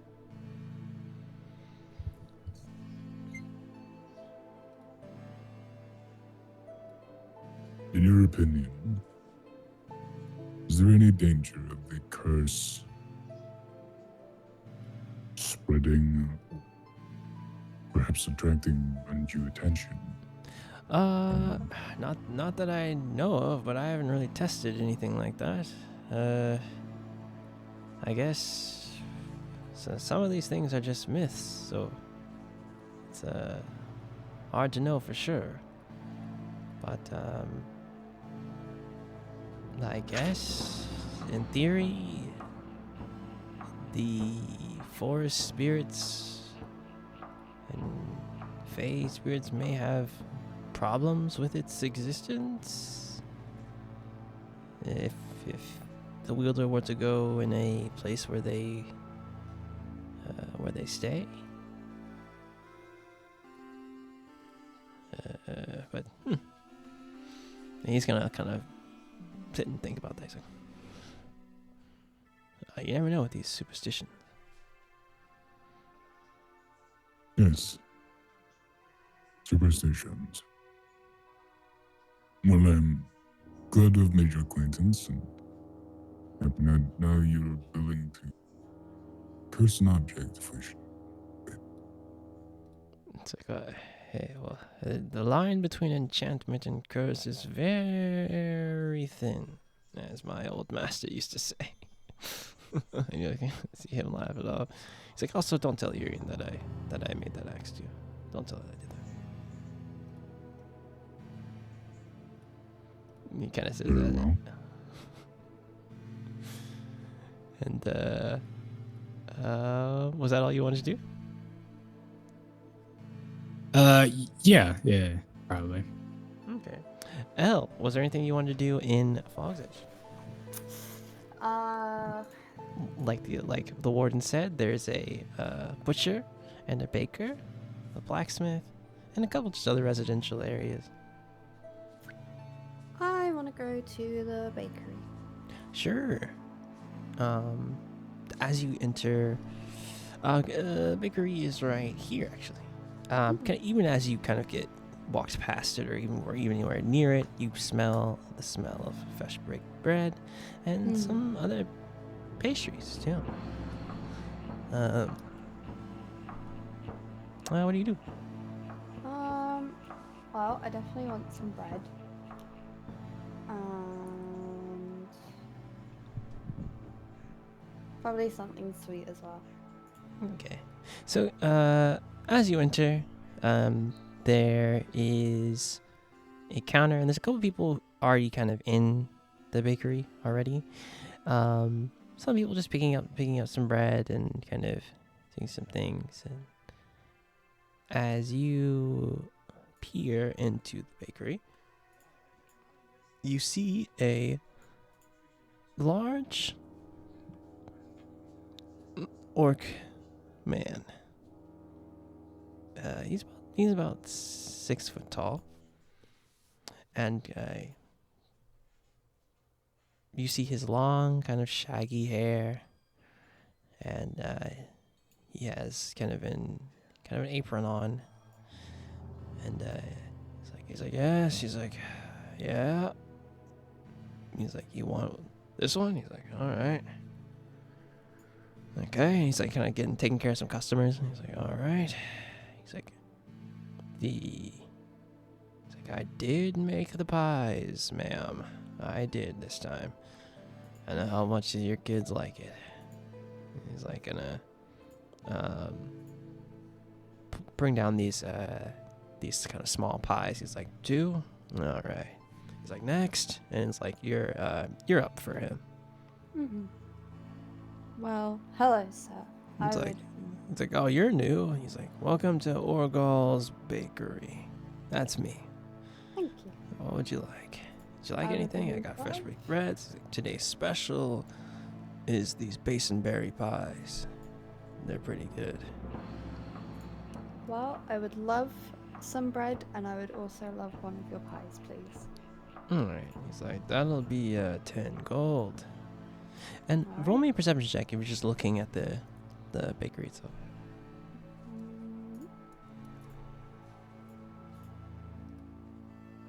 Oh my god. You're just on fire tonight. You're just natural 20s out the wazoo. Right. All right. So Basically. you notice that he has some scars and things, and he's just like managing the stuff. But looking around the bakery, it's very small and quaint. On the kind of wall, there are some pictures and some kind of small paintings. Paintings of, one is like a landscape of a place. One is actually a painting. Something actually, your character's from those. Something actually familiar faces are on this painting for you. Looking closely, there is a dark-skinned man, and next to him is a beautiful orcish woman, and they are dressed very well, and near them are many children. He's like, I see you looking at it. He's like, and these are like, and they're half orc children too. Yeah, I was some are just, older. He's like, yeah, that's a good one, isn't it? Yeah, it's lovely. He's like, Looks familiar, I guess. I don't know why. yeah. He's like, you don't know? He's like, oh man, don't you? That's the king and queen of Delos. Oh, He's like, oh man. He's like, it took me a while to get that painting. Actually, it's like one of the few things I brought from Delos with me. It reminds me of home. He's like, oh. that's King Edware Yiri and his wife Gashnak Yiri. Oh. It's like, but you probably already knew that. Are you from Delos? Yeah. Yeah, I just came from there, actually. He's like, I heard the townsfolk, small town, so word gets around quick. You guys, caravan from there? Yes, we did. Oh, okay. He's like, yeah, as much as I liked it there, I wanted to get kind of get off from the hustle and bustle of the city, but I Yeah. have something from home. It's like reminds me of one of the few places in Arvyre where the Orc Kingdom and the Human Kingdom kind of came together. It's like it's actually pretty great. A bright future, honestly. It's like, and as he's kind of doing so, he's like, I'll throw in an extra basinberry pie for you. Oh, thank you. And he's like, he'll talk with you some more about kind of his time in Delos. He's like, yeah, they say the king is they say a lot of things about the king, but king, he's a true. They don't call him the free king for no reason though. You probably heard the rumors that he drove out all the slavers from Delos. You hear that one? No, I don't think I did. It's like, yeah, it's a long time ago. Him and his band of orcs actually overthrew that kingdom. Established the free kingdom of Delos. Quite a long time ago, but yeah, it's some story. Interesting. Yeah. And those basinberry pies, they are going to do 2d6 healing, by the way. Nice. 2d6 healing. A little treat. 2d6. He's like, yeah, but if you guys want any treats or bread, this is today's special. But if you want anything else, bring some of the caravan folk in here. And he's like, and if you want any meats or anything, go over to my head over to Graxul. He'll set you up with something if you want to make a little sandwich. Thank you. He's like, no problem. He's like, and be safe. You He's too. like,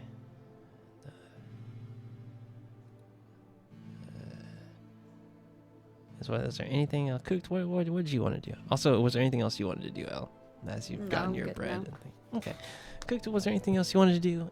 As caravan setting up and getting kind of cozy. I'm not necessarily perusing the town, but more so the outskirts of the town. Ooh, okay. Sure.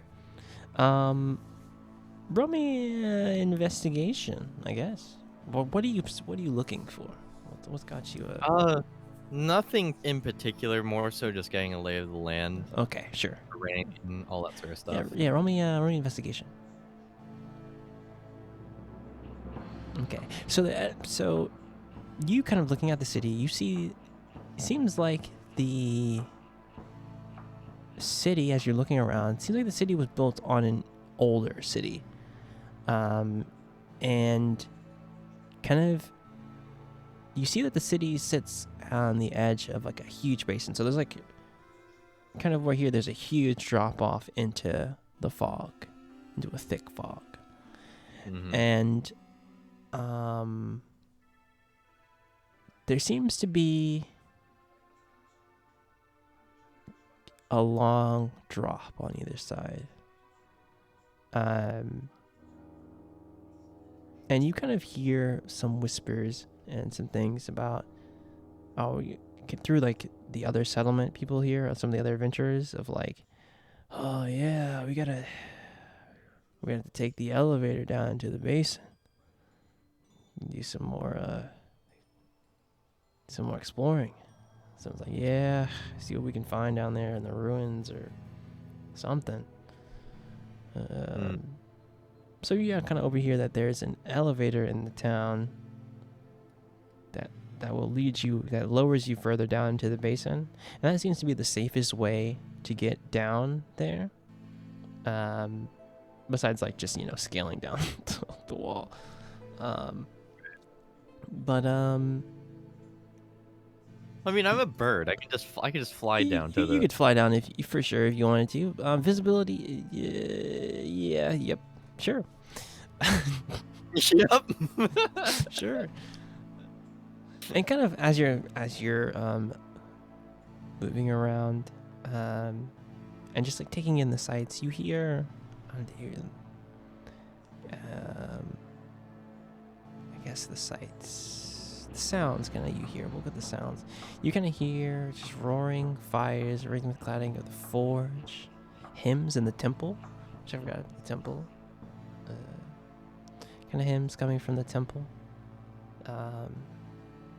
Adventurers kind of talking to one to another.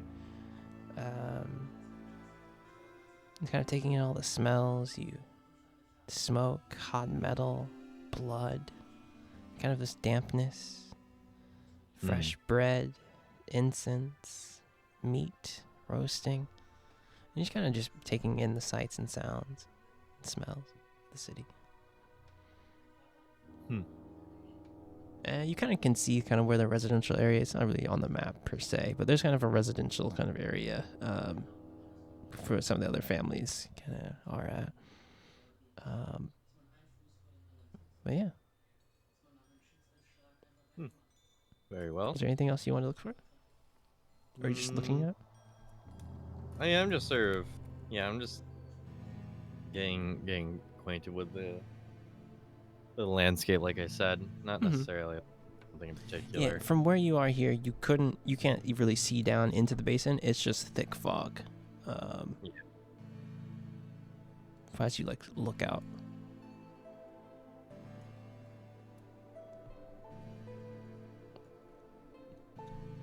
Fair enough. Okay. Was there anything else you wanted to do?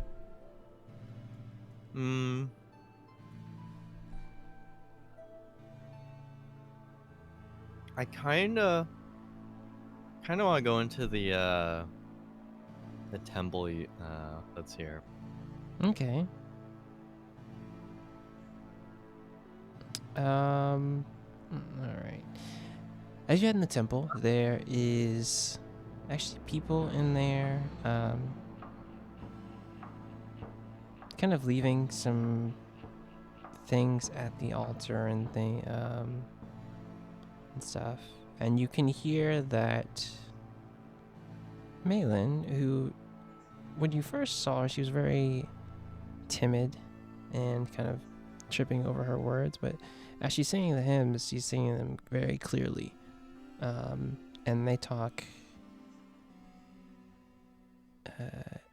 and they kind of, some of the lyrics of the hymns kind of speak about each of the divine dragons. And kind of who they are and some of the feats and things that they've done. And she'll notice you come in and how the people are kind of laying some things down and kind of leaving the temple or whatever. She's like, hello. Welcome. Thank you. Glad to be here.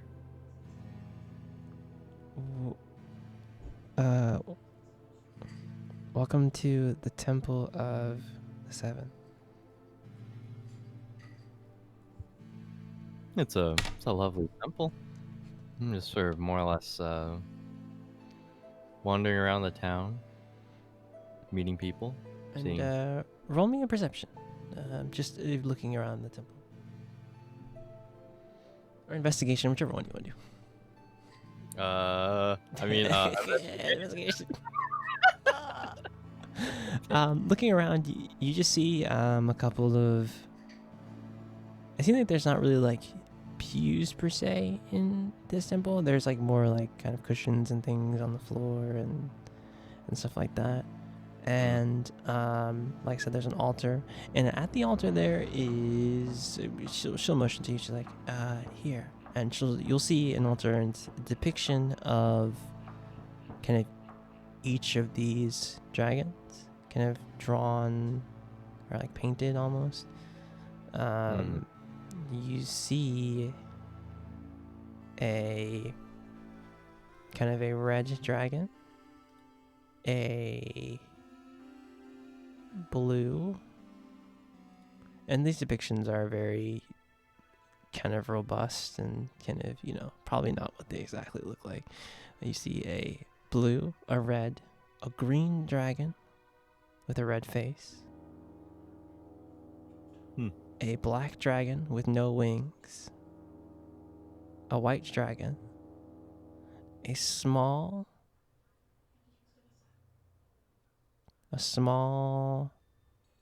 dragon. He's smaller than all of the other ones. And next to him is a dragon that looks humanoid. And for you, you would know what those two are. You know that when you're looking closely at the smallest one, you see that he has like a crown-like mane, or crown-like, kind of his scales are kind of shaped like almost, I guess, his head. It's more like a crown. And you know this one to be Murden for sure. Kind of out in. And she's like, these are the 7 divine dragons depicted here. Are you familiar? Yeah, a little bit. They say that they shaped this world and have left it to go on to many other worlds.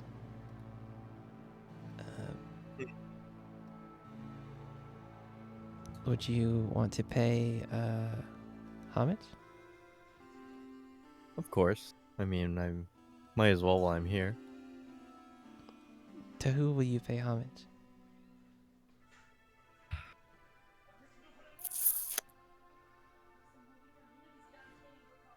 It's a good question. They say, oh, she looks at you, she's like, oh, you're Eric Cochran, yes? So they say that, I hear that many of you all pay homage to Zolomon, the Archon of Tempest. That is the case, yeah.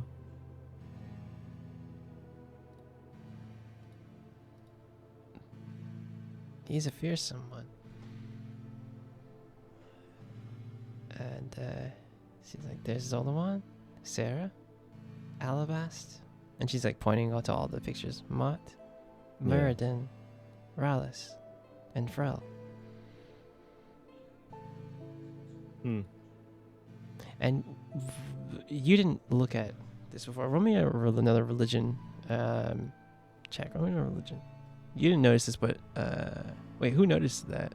It was you. You did notice that before. You noticed all the gems on her necklace, right? I think you rolled a 21. Yeah. So, and as she's like saying who they are, she's kind of pointing to each of the gems on her necklace, and they're all each a different color of the 7.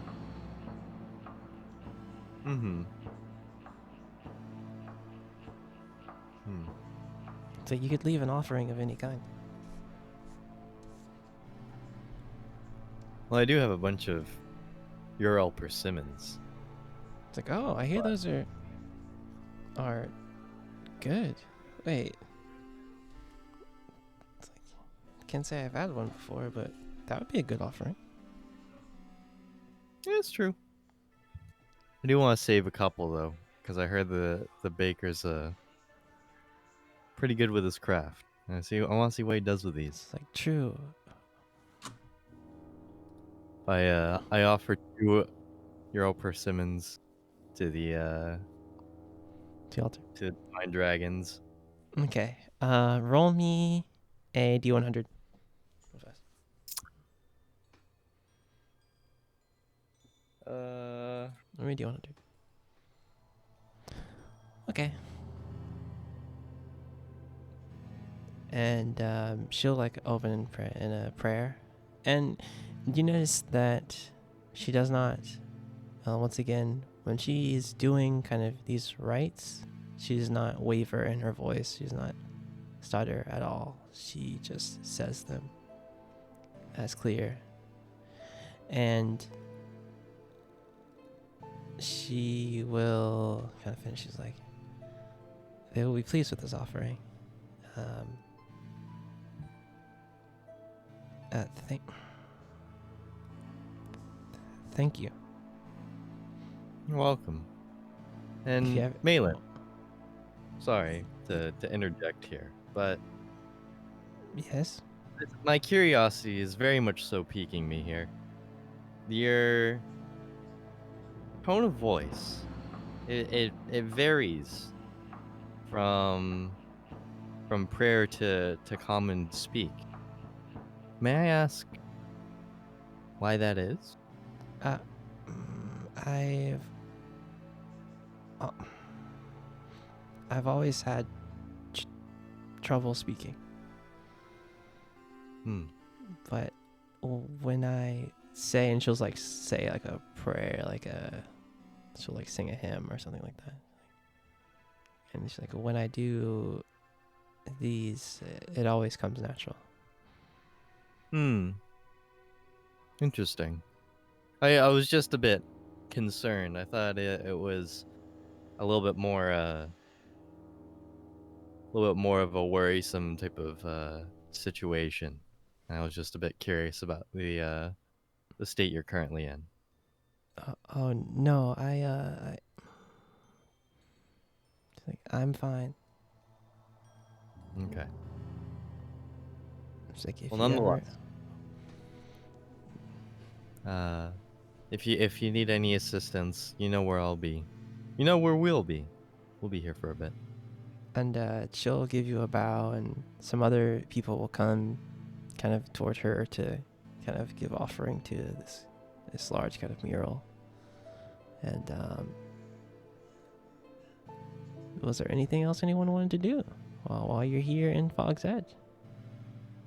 Can I actually go to the baker and? Oh sure, yeah. Yeah. And cool. At this time, you see Elle kind of walking out of the baker with so like a small bag of some things. Elle, were you eating any of the basinberry pies or anything, or were you just chilling? Yeah, I was eating a bit.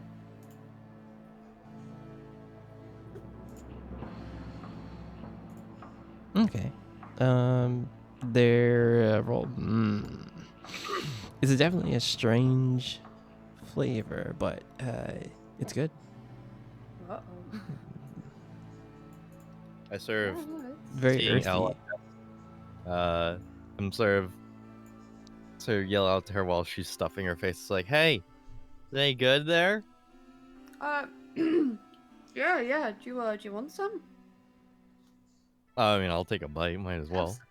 It's really good. All right. You taking a bite? Yes, I'm taking a bite. Roll me a Constitution check. You go down with me, boy. No, I'm joking.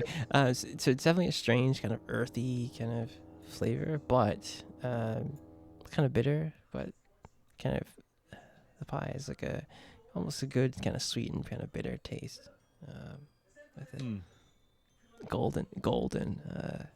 Golden to perfection kind of pie. Very well.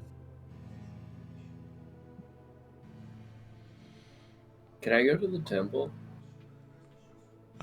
Maros? Yeah. Sure, yeah. After you've done some things with the blacksmith? Yeah. Yeah. We'll say after that, you see Kutanel kind of outside the baker, kind of trying the pies. But we'll see. We'll get you over there. Coot, what are you doing still? You've had the pie. Yeah, I go into the bakery. You see a large, or tall orc gentleman, and he's helping another person. He's like, yep. He's like, yeah, I can do that. Here you go. And he's like, next. He's like, oh, you're new here, yeah? My name's Orgal. Welcome to my bakery. Well, it smells fantastic. Just letting you all off the rip. He's like, he's like, these pastries, they're the best in Erd. They're the best on Arvyre, please. Well, we'll see about that one. He's the finest in the region. Anyway, I have a question for you. You ever done anything with Earl Persimmons? He's like, I've heard about him. Not particularly, no. But what do you got? Well, I got these 2 Earl Persimmons, somewhat on the larger side. And they are very fantastic on their own. But I was sort of curious. You want to try making a pie out of these? He's like, huh? He's gonna grab to him. He's like,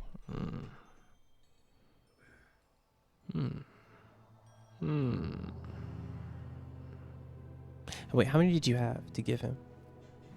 2, but they're larger, so it Okay. technically acts as like 3. Okay. Wow. He's like, Budget. He's like, you know what?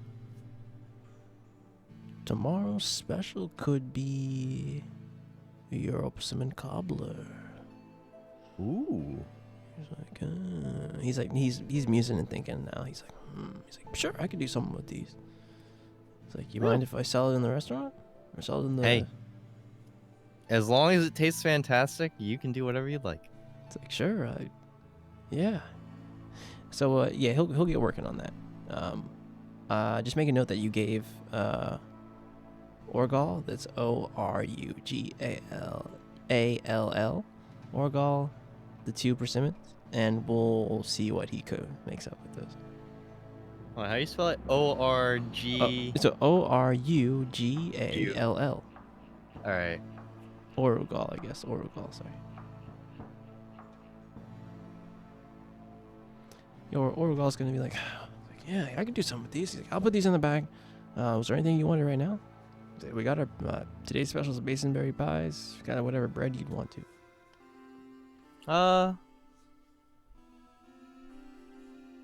You got any sourdough? It's like, yeah.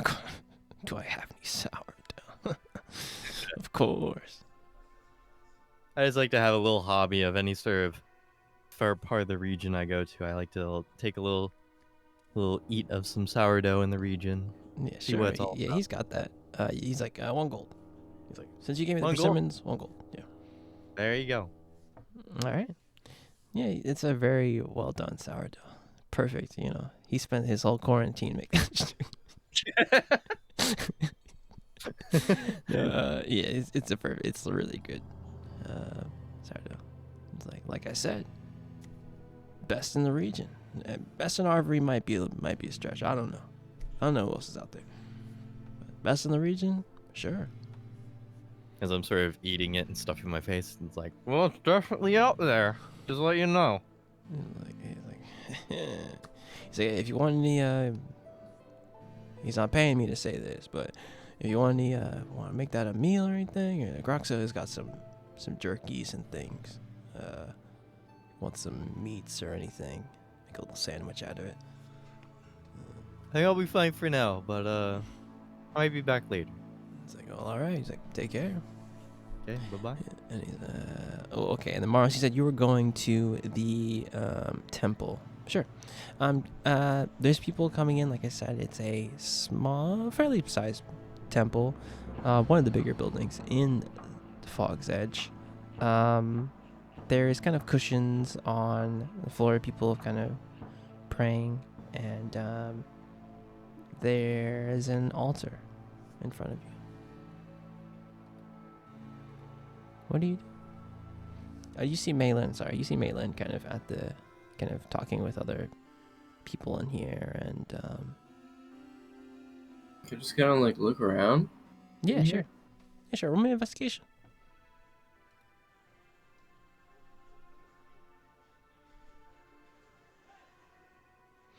What in particular were you trying to look for, if anything? I don't know. I'm just looking around. Just Peruse? in the town, perusing a little bit. Okay, sure. Yeah. Yeah, it's nothing really out of the ordinary in the temple. Like I said, there's a very large mural, and kind of where the altar is. And looking at the mural, you see depictions of 7 dragons. Very large dragons. But the ones that stick out to you are 2. There's a humanoid figure and a very small dragon. And the mural. But that's kind of all you see. It's a very common temple. There's candles and things in certain places on the altar. Are they the dragons from my vision?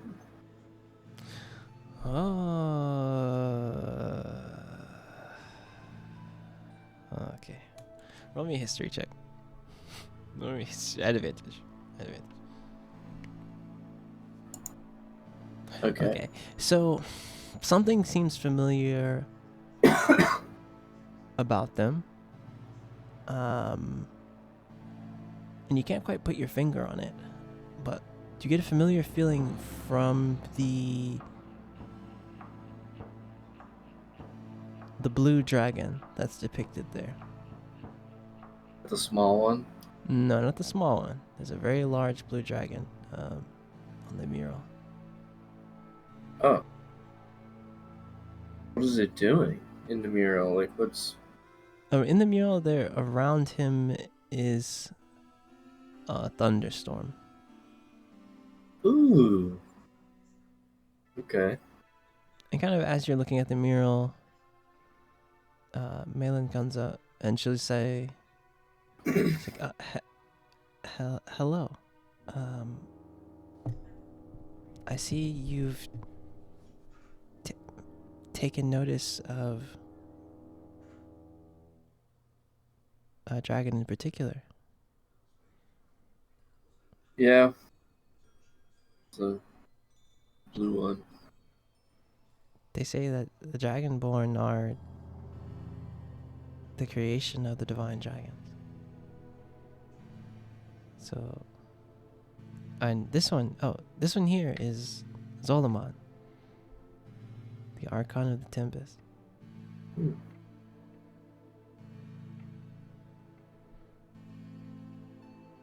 Huh.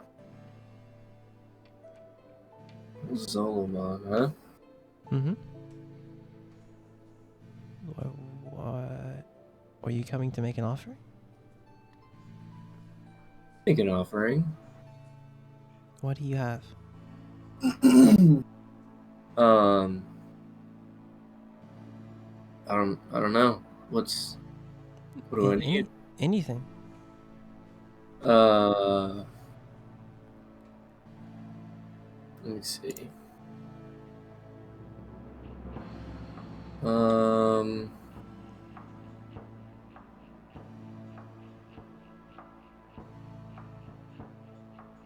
What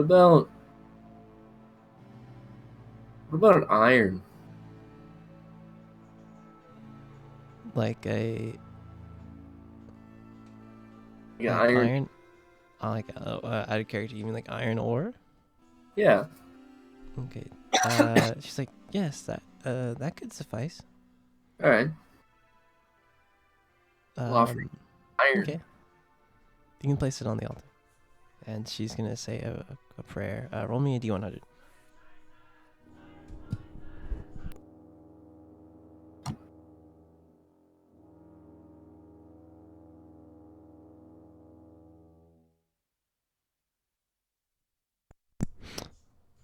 A D100? You get a what now? I got a 92. Okay. So as you place the altar and kind of say a quick prayer, you feel a kind of calmness come over you, and kind of almost like that kind of ozone feeling, kind of that smell right before a thunderstorm. Yeah. Kind of presence. And she's gonna say a prayer. She's like, "Your offering has been accepted." Oh, thanks. Appreciate it. It's like, come by anytime. All right. And Yori, what were you doing? Yeah, you just helped out the Schwartzes, correct? Yeah, that was it. Okay. Other than that, Okay. All right. I've So kinda, taken a circle of the town, and I'm just okay, kind of surveyed the town. just hanging Okay. out. Okay. So Yeah. you get the same information that Coot got, that where the town sits is kind of on this kind of high kind of plateau, and we're kind of hearing some rumors of the town. The only way down into the basin is the elevator. At this time, I need all of you to roll me a perception check, though. Kind of where you are at, and kind of as you guys kind of. I Everyone honestly roll- thought you were gonna say initiative then. I was like, bro. Everyone roll me a perception check. Okay. I rolled over 20 to get the 6. Pain. Pain. Oh, my streak is over. Your streak's over. All right. Okay. So, Maros, a perception. I got an 11. 11. Okay, I see it. Okay, so Coot and L running kind of past you toward the watchtower, and kind of stopping in front of the warden. A young villager's like, sir, he's kind of like first kind of tripping over the words. He's like, sir, there's a problem. There's something wrong with the elevator. Toward the bottom of the shaft. There's something going on. And it's like Warren kind of lets out a deep sigh. He's like, all right.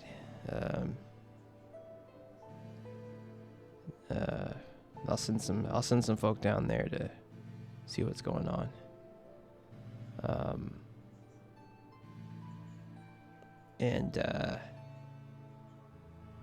What do you all do? Kind of as you kind of notice this conversation.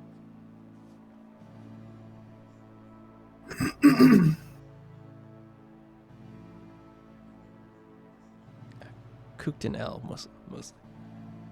I'm headed towards the elevator. Okay. So I'll follow him. Okay. Yeah, I've sort of been already making Yeah, me my way too. towards- And he's like, I've been already making my way towards the elevator. okay, the warden's gonna be like, oh, he's like, do you mind helping me with something? He's like, supposedly there's something going on with the elevator. He's like, here, you're gonna need this.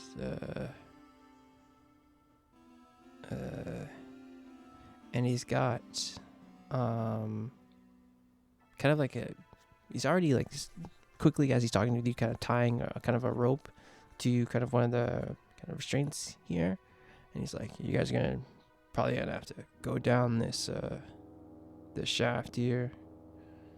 You kind of see what's going on with the elevator. And it's like I'll see if I can't. About how deep is this elevator shaft? Can I see the bottom? You cannot see the bottom. Okay, so it's more than 120 feet. Correct. Okay. Is there, to my knowledge, a cable connecting the elevator to the top, or has that come loose? So it's kind of like there's like mechanisms kind of oh man, I didn't think about that. All right. Is it so a cable? Is it like a rack it's and not, pinion? it's not a cable. It's It's like a lift. It's like a lift. There's other things like on the side that will like mechanisms that will push kind of this platform to go up. It's a very wide platform too. Like multiple people can. Let's say like gears on the side, and it slots Yeah. into So holes like in the wall. Exactly. There's like a car, you could put like a cart on this, like a cart and horse on this, essentially, and go down into the basement. And it's at the bottom, or is so right it's now at the top, and the problem is at the bottom? Yes. The elevator is not going down, basically.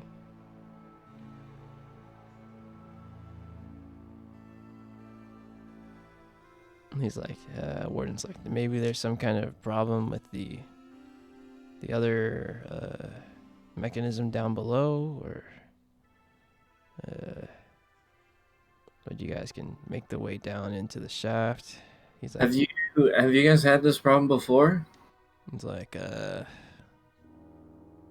sometimes it'll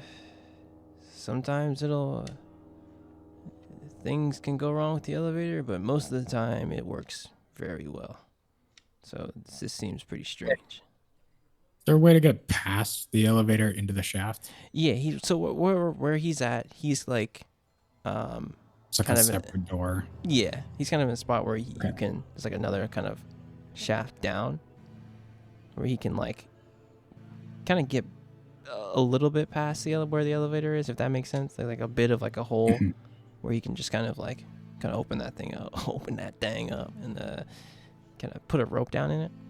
I guess there would be like kind of a ladder. Let's say that there's like a ladder that goes all the way down. If there's a ladder, I'm going in and just sort of like sliding down the ladder. Okay, it goes down for a long time. By the way, I'm prepared to slide. Yeah, that same 150. Where you said you couldn't see 120 feet. It's that same amount of distance. Okay, well Yori's going in first. Who's going in after Yori? Just for me, just so I could know. I'll go after. Okay, so Cooked, so Yori, and Cooked. Who else is going after Cooked? I will. Okay, L, and then Maros. Okay, all right. You all kind of Yori is the first one. He slides down. You're going for probably a good couple of minutes, probably 3 minutes, I would say, of like going down in the shaft. But can I ask you? Sliding. All right. Cool. Yeah. It's a long way down. But I suppose so. As you all kind of make it down to the bottom, you guys make your way right here. And the elevator is close. We'll say like the elevator is kind of close in this area. Wait. You guys can drag yourselves. Yeah. This is kind of the underground underground tunnel. So where you guys get dropped off is not quite where the elevator is. It's kind of where he took you kind of a little bit, like I said, it's like a separate kind of hatch almost. So it's a little bit away from the elevator, if that makes sense. So you can drag yourselves right here. And so the elevator would be kind of going towards this door, going this way. He's like, kind of before you went down, he's like, just be careful down there. But he kind of says that to, I guess, Mara, since Yori just went down. But yeah. What do y'all do? I'm walking forward into the tunnel. Okay.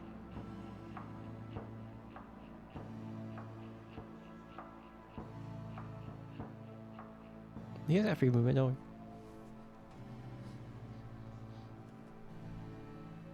we? I'm not sure what we're looking for, but do you notice that there's like a kind of a light kind of further in this area, kind of heading towards where the elevator should be?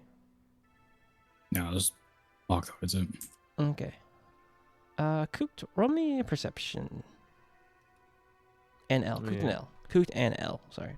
Both of you rolling perception. What are we rolling? Perception. Yeah.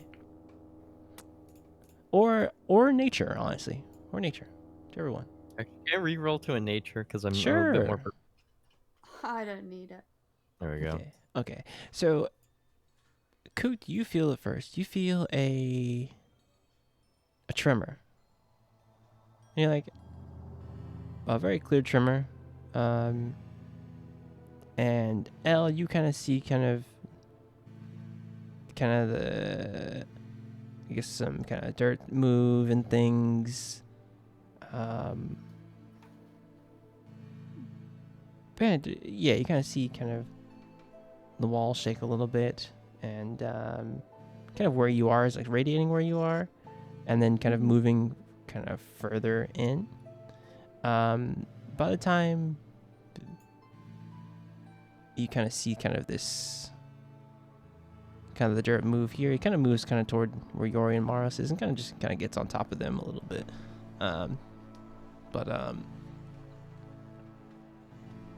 What do you all do?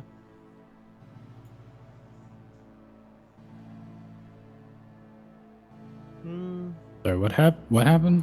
So Goot felt some tremors, and Elle kind of saw some dirt move and kind of, I guess, above you all, and kind of where Knock you, loose from the ceiling. yes, and where you all are, it kind of just trickles down on you, but it doesn't mean it's not like oh, it's just like it's just some dirt. Well, being the scaredy cat that I can be sometimes, I am gonna tell everybody that I just saw some dirt. As dumb as they might think I am. You're like, did hey, just it see- just moved. It's just like, because what you Guys, see, I just saw dirt. is like a trail of dirt moving from the ceiling. So it's like from where you see it here, and just moves all the way, Hmm. further in. Yeah, I'm just gonna sort of like, say that to the group. Hmm. You say that, I suppose, expecting like everyone to be like, "It's just dirt. You're silly." But you see Yori sort of like snap around and look at you directly, and then very seriously survey the tunnel. So as you snap around to like look back, coming from the ceiling. Fuck yeah. That's one of the three things I thought this was going to be. I need y'all to roll me initiative. Roll initiative. Let's go. Remember Josh was like, this is gonna be lore. This is Short just an session, we're RP. just going to get RP. lore. We're just You're gonna get not lore. going to fight anything. Oh, I forgot to. Remember, guys, RP heavy session. RP Yeah. heavy session. Surely. I don't know if that came through, but I got a 6. 6. All right, let me add the turn order. Josh, I hate you so much. It's like, bitch, you thought. All right. Yeah, you said there was a trail of dust, and in my mind, there was three things it could be. All right. It's a purple, it's an onkeg, or it's a bullet, and it happens to be a bullet. All right. Oh wait, Cook, you felt the tremors, right? Oh Yeah. jeez. Oh man. All right, yeah, you rolled a 20. All right, so kind of from where you are, Cooked. If you wouldn't have felt the bursting from the ground near you, Cooked, a bullet comes out, and bursting from the top of the ceiling, one comes right down between Amaros and Yori. Fuck.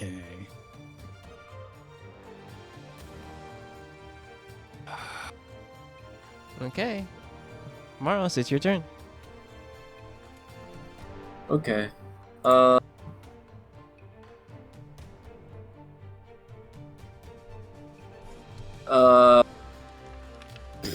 I guess I will. I will remember you. Yeah, dude, honestly, yeah.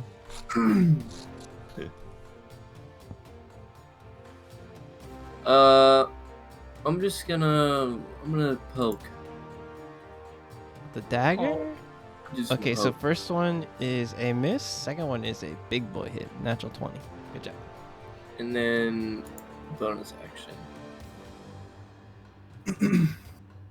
Oh, you're doing 2-weapon fighting, yeah? Oh yeah. Ooh, that's why you got the 2 daggers. Look at you. Oh yeah. He said, yeah, I'm a fighter. Alright, let me get my calculator out real fast. Nice. Total of 16 damage.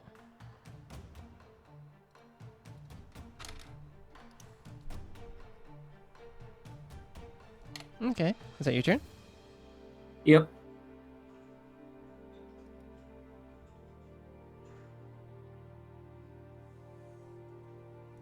Alright. It's your turn, Yori. Yeah.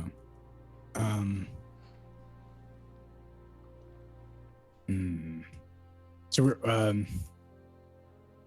God, it's so hard to actually see the grid properly. I got But you. not Give me lined 1 up. second. No, it's fine. It's fine. We're treating it as like the actual grid and not the grid on the background, right? Oh yeah, that's just the road. That's just the road. Let me make Yeah. the grid darker. Wait, that didn't help. It kind of made it worse, low key. Yeah, lucky. Let me. Instead of gray, we make it white. Bada bing. There you go. That works. Yeah.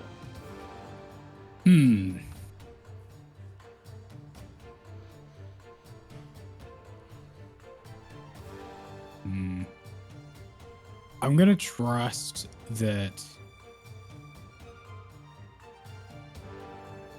Ooh, actually, how far is this? That's not what I want. Okay.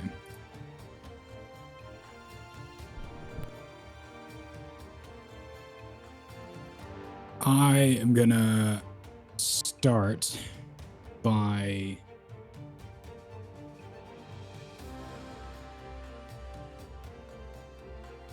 I'm gonna move 30 feet this way. Sorry, Maros, this will make sense in a second. I'm Needs gonna Mars try. to die. I'm gonna try and Eldritch Blast the bullet over here. The one closest to Coot? Yeah. That is a miss. Yeah, this one over here. 16 misses.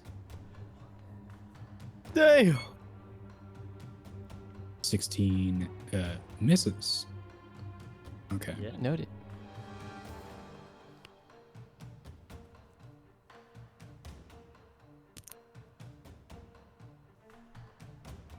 Is that your turn? Yeah. Okay. Everybody's full health. Yeah, everyone's vibey. Alright. Who's got the lowest AC, actually? Anyway, it's my turn. You guys can talk about that for sure. This bullet is going to bite you, Cooked. For 17. For 17. Dealing it. 30. Oh. Bro, that be hurting though. These guys take a bite at a crime, dude. I don't know if I have the healing for that, dude. I think you're screwed. Yo, we're level 7. You guys are level 7. You guys can handle this. Bruh. DM, can I take my bonus action before that happens? Yeah, sure. Sorry. I'm going to cast Shield of Faith on Cooked. I was trying to do that, but nobody wanted to tell me what their AC was. So I had Yeah, to go look Cooked has the lowest AC. I'll take that one. He has the Yeah. lowest AC. So He a has a 15 would still 15? hit, but it's still. Hopefully, this helps some. Not get. It's still gonna hit him. It's still gonna. I haven't changed it hitting him. Yeah. I'm just gonna say that. Cooked, it's your turn. In my turn. Okay. Let's see. I'm like right up against this guy, right? Yeah. Yeah, he's pretty big. He's a big chunky boy. Yeah. He's pretty large. That's Let's a do hit. it up. Let's go. Let's go. Baby. Forgot to fucking. Hunter's mark, dude. You always forget, dude. How? When are you gonna learn? When is the ranger gonna learn? When's the ranger gonna learn?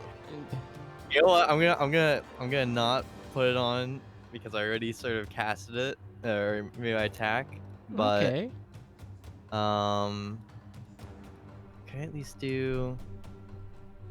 Can I pull an ensnaring strike? On this attack? Yeah. Yes. Okay. Of course you can. you see dexterity or sorry. strength? I meant to do that a little too. My bad. Hold You're on. fine. Roll it again. There we go. That's much better. Strength. Pass. And, yes, sir, it did, of course. What a surprise. And anyway, we roll again. That's yes, it. Sir. Branded. Branded. And let the birds pick at him. At least just a little bit. Dude, you're branded. DM, do you think Yuri would have come across these before? Maybe a variant of them. Yeah. Maybe a variant of them, for sure. On another plane. So something like them, for sure. So they would seem very familiar, but probably be a different shade, maybe. Different mannerisms. Mannerisms? That's how Okay. you say it. Okay, this one next. You didn't like that you hit it, Maros. It's gonna bite you. It's gonna bite you. I swear, these dice, they just do what they want. Taking 30 damage. Anyway, Elle, it's your turn. We in big boy levels now. These things have a plus out. Yeah. There's no training wheels anymore, guys. I'm throwing the world at you. Quick question. Yeah. What specifically is Aura of Vitality and can I use it? Okay, so Aura of Vitality is a action spell. So, but as a bonus action during that concentration spell, you can choose to heal anyone inside your aura. Okay. And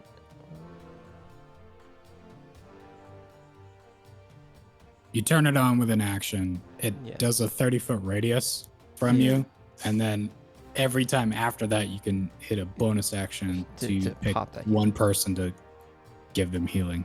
Okay. Yeah, so inside your range right now, if you actioned, both Yori and Kook are inside your range of Right. the aura. Which I could Okay. put an aura around you, I think, right? Can I do that? Yeah, and you can do that.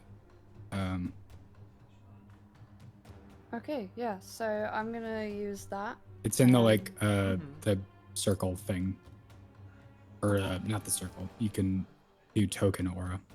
30-foot radius? Yes. 30-foot radius. You were like right here, though, before. Yeah. You were like sitting on 2 squares, so I just moved you. to one. Okay. That's huge, honestly. It's really big. And it's a minute, so technically you can do 2d6 times 10 over the course of that minute. Yeah. Okay. So over combat, you can do this as many times. You know. Okay. Cool. If you do it once a turn for a minute, it's 10 times. Does it outright heal on cast, or does it just has aura What bonus action? You cause a cause it creature to to regain hit That's points. right. That's right. Okay. Well, you have your aura up. Is there anything else you want to do, like move or anything? No. Okay. Anyway, Morris, it's your turn, Mister. Bullets take a chunk out of you. What you do? What they do? Did that aura show up for you? Yeah, I see it. But can Okay. you see it? I do not Yes. see it. I do not see it. I can see it. I reloaded and I can't see any aura. So Who strange. did I put it on? Token aura. I have it. Well, as Somehow- long as you can see it, Jazz. That's Yeah. important for you. So you know who's in That's your aura.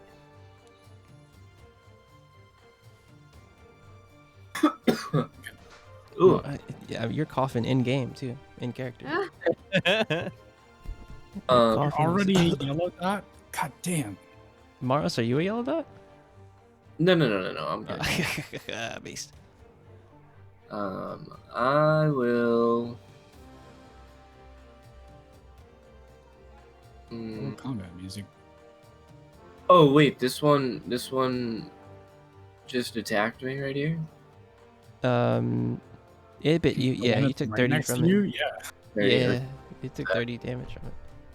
Okay, yeah, I'm yellowed out. Okay. I was about to say. I was like, wait. A lot of damage. Okay. I'm good. I'm not a yellow dot. You're like, what? Yeah. Huh? If you ignore getting hit, sure. That's your character. That's your character flaw. You just get hit. You're like, Does not notice. In character, has no idea they've been hit. Out of character, he's got 2 hit points. I'll keep it simple. I'll do the old stabbies. All right, maybe not, but then I'll bonus action.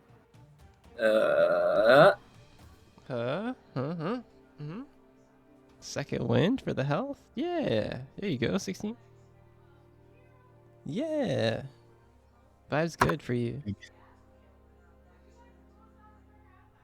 Yeah, dude. Now, the question is, does that put you over a yellow dot? Oh.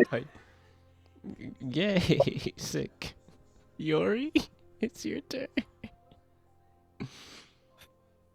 Try this again. I know I can hit a 17.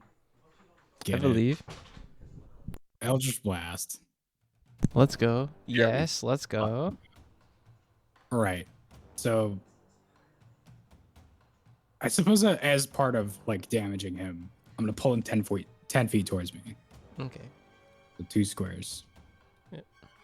I'm gonna keep him in line if that works. So like Be one more. one more, right? Oh, 10 feet. Isn't it? he's big. I forgot. He's big. Big. And damage. Yeah. Hey, Number. damage. Number achieved. Number damage. Thank you. Number. Not a melee weapon, so that's my turn. I'm gonna actually. I'm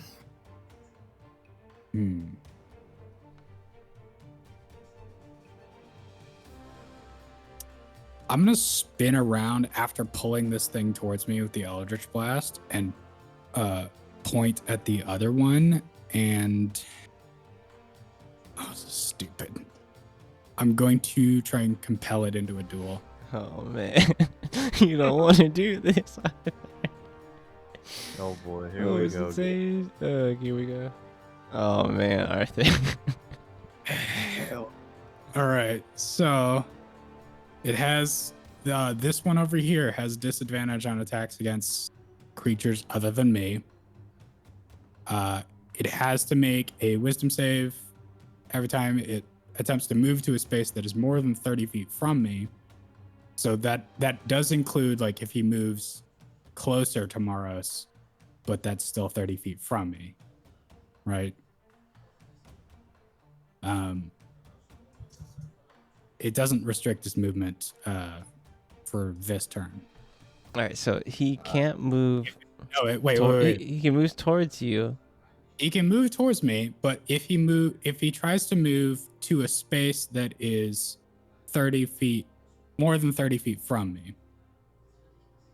Oh, so if you had moved here, If he tried here or here, he would have to make a wisdom save.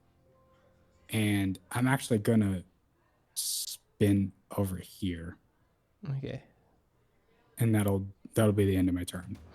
Okay. So I don't know what his speed is. I do know what his speed is. I don't know what his speed is, but if he tries to move to a space from me, then he has to make a wisdom save. All right, this one here is going to move. And let me see something real fast. That's my turn. That's my turn. Hey, I rolled for it. This one's gonna move in here and try. Actually,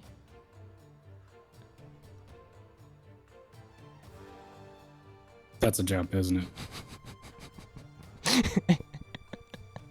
you should make me a strength saving throw. Fuck, I shouldn't have moved away. I knew about this too. Strength save. It's gonna. Pew. So what the two of you guys see, is this bullet was gonna get on its hind legs and literally jump towards Yori. I don't know if that makes it. You meet. You could roll strength Okay, and that- dexterity. that- You meet. That goes to me. That goes to me. Yep.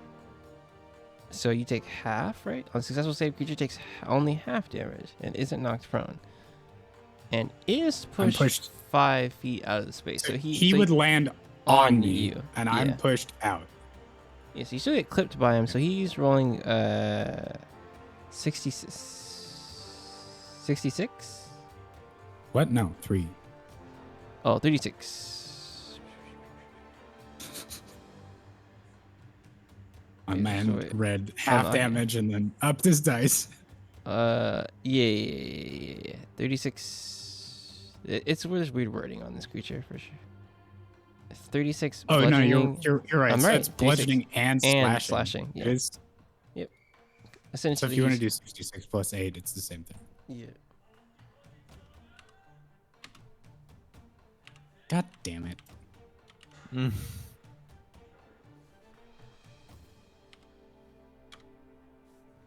Half of 20. He rolled pretty, Oh I rolled my pretty God. bad. So you're fine. Half of 28. So that's halved to 14. 14. You rolled pretty low, so you're good. Still 2 6s in there. That's Yeah. Anyway, that's its turn. it's lower than average, but it is. Damn. Okay. Yeah. Cooked. Yes, sir. You literally see this bullet get on its hind legs and just try and body slam Yori. Yori barely makes it out of the bullet's range. Like, it still gets clipped by one of its claws, but like he would have been squished. Yeah. Well, I'm gonna. I think he like crosses his arms and just gets like smashed out of the way, skidding through the dirt. We tech those. We tech it. We tech those. I just look at Kooks, like, do something. Please. On a captain.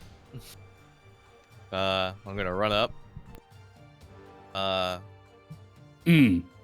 Remember, to put on Hunter's Mark this time if my attack makes it. Let's go. Let's go. What are you hitting it with? Firebrand. Okay. I was like, why are you moving into range? Don't You're worry, in I range. got it. Get out of melee. No, it's fine. Plus Hit the it. firebrand damage. Yeah, so 6 and 3, and then here's with Hunter's Mark. -3. And Minus the 9 plus 6, 15 so far?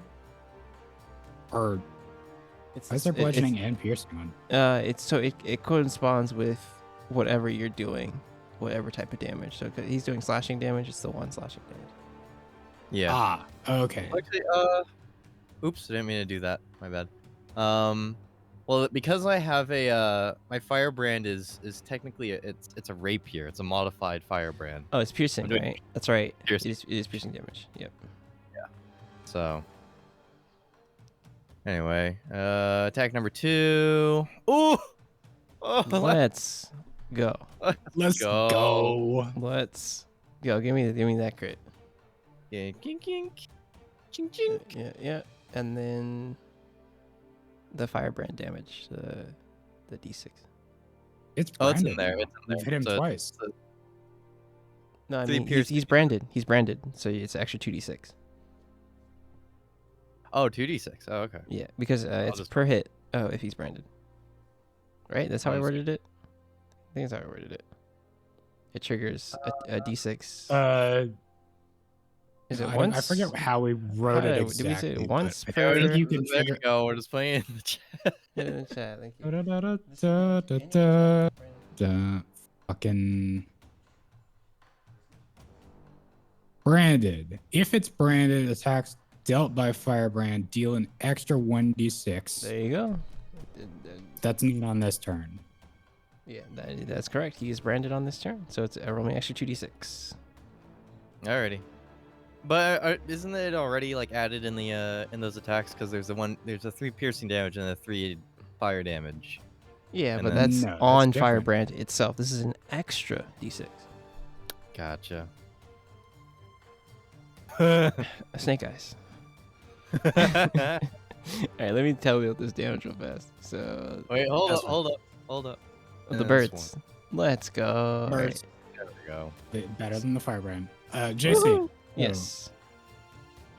Any hit with firebrand is 1d6. If it's branded, which it is after he hits it with a second attack, Yeah. would be another 1d6. Oh, yeah. don't- Okay, that makes Kind of sense. up to you whether or not that procs on this turn. I don't think it does though. So you're saying However, next turn it is branded, and we'll all have advantage on it, and he'll do the extra yeah. 1d6. Okay, that makes sense. This item's cracked, by the way. It is It's cracked You if can you hit- don't. if If you you hit don't. If you hit. consistently. If you hit consistently. If you miss, well, it's an item. Yep. You're like, thanks. But that's kind of how I balanced it. Is oh wait. Yeah, I think we had this talk, like we went back and forth for about like 15, 20 minutes with whether or not it was overpowered, and it basically came down to like, you're gonna miss, and if you miss, it's not it's not as good as if you Yeah. hit. Sorry, Which I'm is just like doing every calculating sword. damage. But like, you know what I mean. Yeah. Minus, and then the swarm. Okay. This is. actually- Wait, won't I technically also roll another 1d6 for that first hit? Yeah, you already did that. You rolled a 2d6. Oh, I already did. Okay, You rolled okay, 2d6. okay. Just to cover all of it. Gotcha. Okay. I guess that's that's that range. Yeah. Okay, yeah. So we did it right. It Okay. was Okay. 1d6 per attack. But because I critted, I attacked twice? You did twice damage on the sword. Twice sword damage, not twice branded damage. So it was twice. So because it was a crit, it was twice damage on one attack, right? Yes. You hit on 23. You did your 6 piercing and your 3 fire. You got your hunter's mark piercing damage in.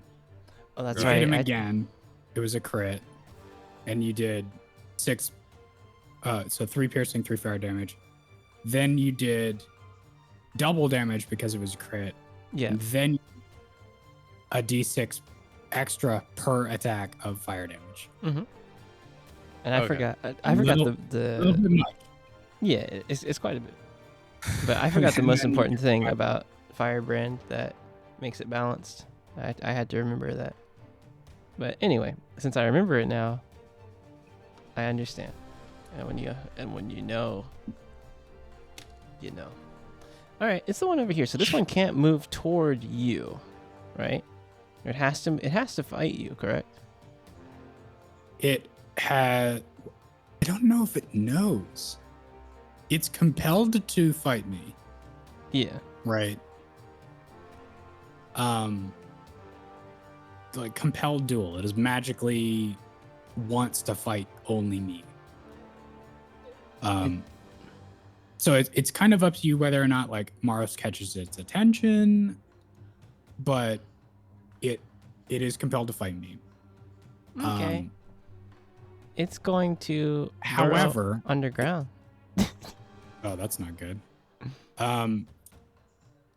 Is it coming back up? At some point, yeah. Okay, then I guess you sort of have to tell me whether or not it is. It is No, moving. you don't have to tell me. You don't have to tell me. Here's what happens. It's burrowing underground. If it's going to a space that is more than 30 feet from me, it has to make a wisdom save. You don't have to do that on the table. Right, like don't tell me where it is, but if that space that it is more than 30 feet from me, 30 it feet, has to okay, make a 30 wisdom feet, save. 30 feet from you. Okay. If it fails that save, it can't move. All right, so let us It make has to be where it was. a wisdom. What was your DC? Explosive DC? 14. Okay. Yeah. Okay. It makes it. Okay. No problems then. Okay. The And spell does not restrict its movement. L, it is your turn. Okay, so if I Question, heal- actually. Sorry, I don't want to Yeah, interrupt sorry. No, El's that's cool. turn. It was burrowing away from right in front of Maros. Ooh, attack of opportunity. We'll handle that right now. Maros, you get to swing as it's going to the ground. You get to swing your dagger. That's a miss. Anyway, Elle, it's your turn. Okay, so if I use Glad this we did aura that. to heal, it's a bonus action, Correct. Yes. and I can still use my action. Bingo. Beautiful. Let's go. Let's go. I guess I will hit him with a crossbow. Hit him with the aura. Wait, Oh, sorry. The crossbow. Yay. Sure.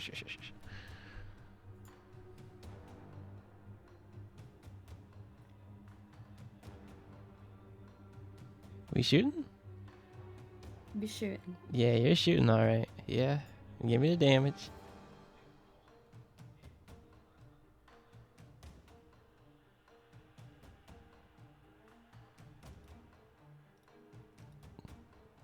You sink an arrow into its skin. Nice. You still have your bonus action and movement. Okay, so I just do I cast it again or do I? Yeah, just click hit it. Just the- click the spell amount. The Okay.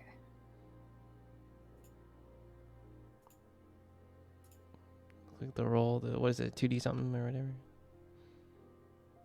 13 healing to Coots, right? Yes. Nice. Let's go.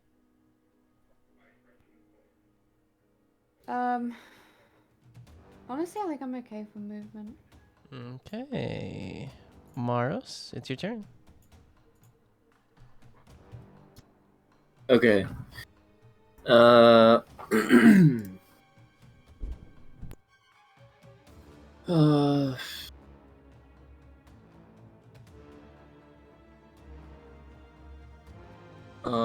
um.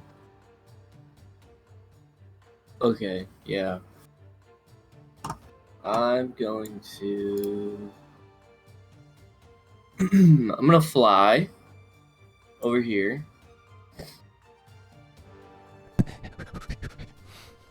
Yeah, I'm flying. And then that gives me. I still have 20 more. Flight. Oh, you're using your psychic powers. Yeah. Oh, is that you just spend a psionic dice to do that, or you just fly? No, I get one per short rest without spending a die, and then after that I have to spend a die Oh, to okay, use sick. it. But I'm going to poke. Has anyone ever seen Maros do this before? No. so you guys, so you all I'm just, paying close attention. so you guys just see Maros just levitate over here and just like have daggers out, fly to this. I just Well, sort of like in the middle of like sort of slashing this thing. I'm just like, what the fuck? Oh, he just like jeez. pulls the daggers out and then in the same pose just like slides no clips through the air. Oh, jeez. You might kill this thing. Dude. Yeah, he's gonna make a what is it? Was that a joke because of low damage or what? No, no. He has to make a what Oh, it's save an now? actual danger of dying. Okay. okay. Yeah, it's like danger die. Needs to make a what now? Needs to make a what now, Morris? Forget. Hold on, I'm trying to read it. Oh, to move him, right? Yeah. Hold on. Can you? How far would it move him? 10 feet. Is it? He's like pushed back 10 feet from your blast of psionic power, right? It's a strength save. It's just I can move him anywhere 10 feet. Okay, strength saving throw. Oh, What's your DC? He's He's large, by the way. DC 12. 12. Okay. He fails. Ooh. Where are you moving him? I would say like right here, right? It's 10 feet, Yeah. isn't it? Yeah. 10 feet. Yeah, I'll go Oh, wait, that 10 way. feet from him, I guess. So, back, what, here? Okay. Kind of, yeah, kind of like. Diagonal, like here. Yeah. So those two have attack of opportunity on it. No, they don't, because it's not Oh, not no, voluntary movement. Right. It's very- Yeah, no, if he, It's involuntary. I would say like, From there? yeah, put him like here. Here, Okay. yeah. He's pretty large, so Alright. Large. So I'm still in melee with him. Kook does not. Kook can move somewhere. yeah. Because like, if you move him, we're not gonna get attacks of opportunity. So it's really more a question of like freeing up us to move Be a without bingo. getting Like getting True. attacks. slapped by this bullet, because it will slap. True. Yeah. Um, I think that's it for me. Okay. Iori, it's your turn. Okay. I'm kind of tired of. Oh no! Wait. Shit. What? Oh, spaghetti-o. Fuck. You forgot about the one that's underground? Yeah, if I hit this one that's in front of us, I end compelled duel, which might be a good idea, but You have advantage on it since it's branded, and it didn't get a chance to shake off Yeah. the brand.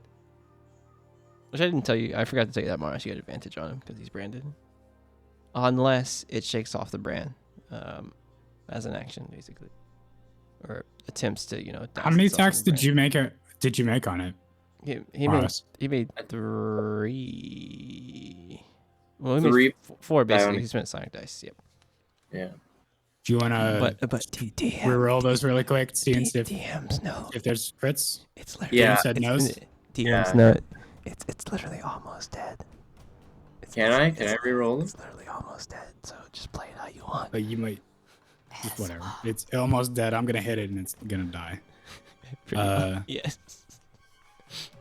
It's looking rough. You sunk crossbow bolts into it, slashed it out. It's looking rough. Actually, that's a good point. I'm gonna, knowing that the thing underground is like on its way to come fuck me up, I'm going to intentionally attack this other one and just punch it. There you Okay, go. that's a hit. Roll me the damage. Hold on. Here's advantage. It hell yeah. doesn't matter. Here's damage. All right. How you Um, you punch this thing square in the head and it goes down.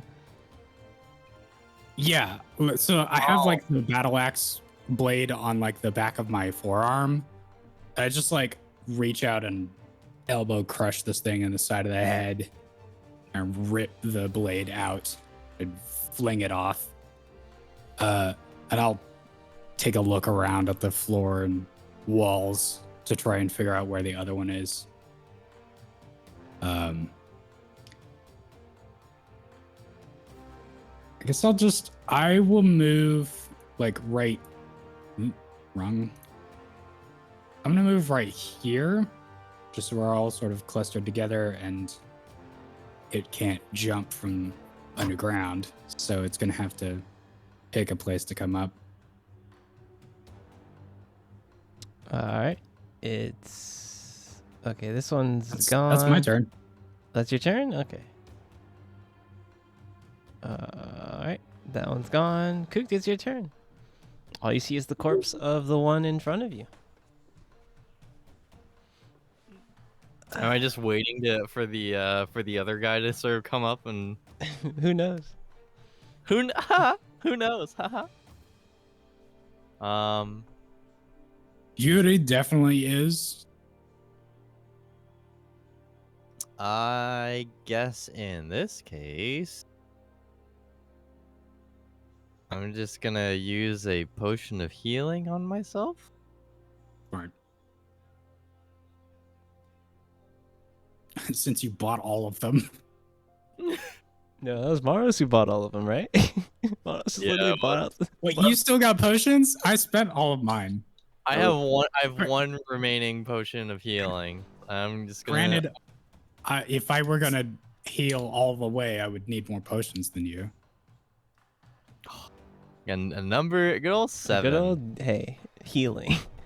Healing. Healing. He- Achieved. Healing. Damn fucking right it is. Healing achieved. And I will. Actually, do I have anything that I can utilize at all? Hold on, give me a second.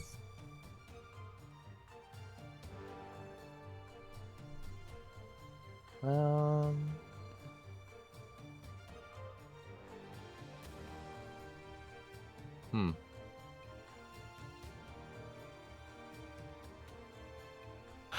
Okay. This is gonna be a bit of a bold move. Don't know if Okay. this is gonna work out at all whatsoever. I believe in you. I'm just gonna move here. And let me just double check something really quick.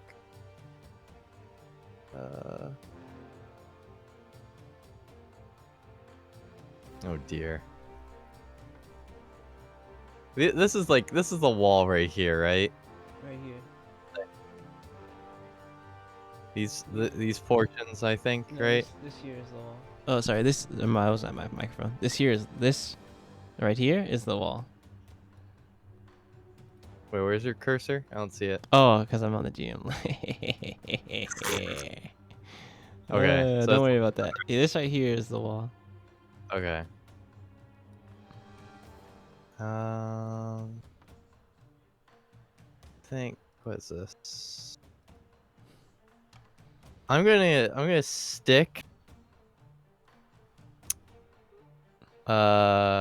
stick a cube of web right here. How big? 20-foot cube. 20 feet on a side or 20-foot radius? It's like It really I think, just says 20-foot cube. Okay. Yeah, I would guess literally- that's 20 feet on a side.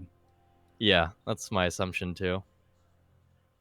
So go from like what? Like here, no, here. Starting at this corner, yeah. Webs layered over a flat surface have a depth of 5 feet. Like It's not really that? a cube so much as Yeah, so much basically. as all of that, but 5 feet deep.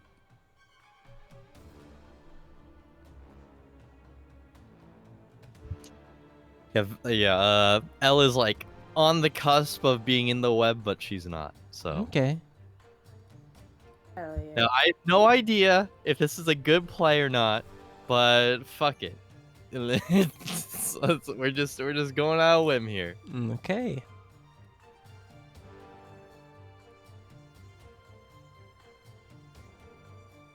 And that ends my turn, by the way. Okay. So moving and leaping out of the ground.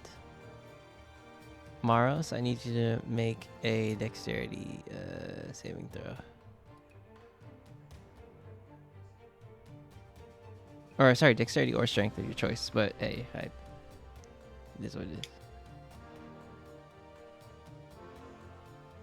Is it able to do that out of the ground? It's up to you. But Jumps at least 15 feet, part of its movement. So yeah, just don't see anything that says it can do it from burrowing. But I suppose it kind of makes sense. Yeah, wouldn't it jump in the ground and burrow out of the ground and jump out? I think it would. Yeah. I'm just reading this like the like underground hunters section thing where it was like, oh, it shoots to the surface, its draw is spread wide. I'm seeing that as like it goes for you personally and hits you with a bite. Instead of like making the extra arc out of the ground and then landing on you. Sorry, could You know I what I'm just saying? Yeah. could I just interrupt for a second? What's up? The one in the red cross, does that mean it's dead? Or Yes. Like... It's fucking dead. Okay. Yeah. Cool. It's dead, but we can't remove it because it's also an enormous corpse. Yes. Yes. Okay. Cool. What okay, so you take half of this, half 25. I'll let you do strength, since I'm a nice DM. Oh, so nice. He's so based. Wow, look at it. It's going to be 13 damage on you, Maros, and you get pushed 5 feet out of its way. Okay, can I use my reaction? To do what? Psionic shields. Is that what it was? Oh, yeah, you can roll for that for sure. There it is.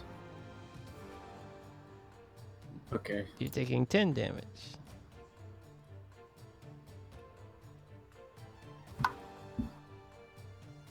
Elle, it's your turn. Okay.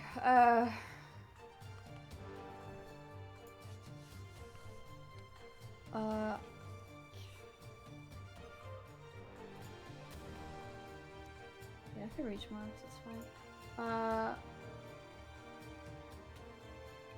I will use my orb thing on Mars Sure. in that case. Wait. Did I roll? I think I rolled the wrong button. Oh, you got it. Hell yeah. Thank you. Oh yeah, you're welcome. Real gamer. You still got your action. Yep, you still got your Yes. action. You can still do a lot of things. Hell yeah.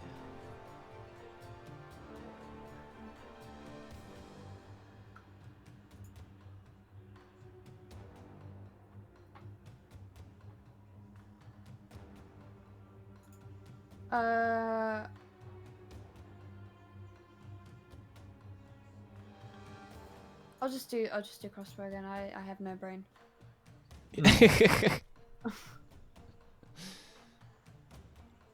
Sure, yeah. That's a miss. Lovely. Maros, it's your turn. Bang. I will.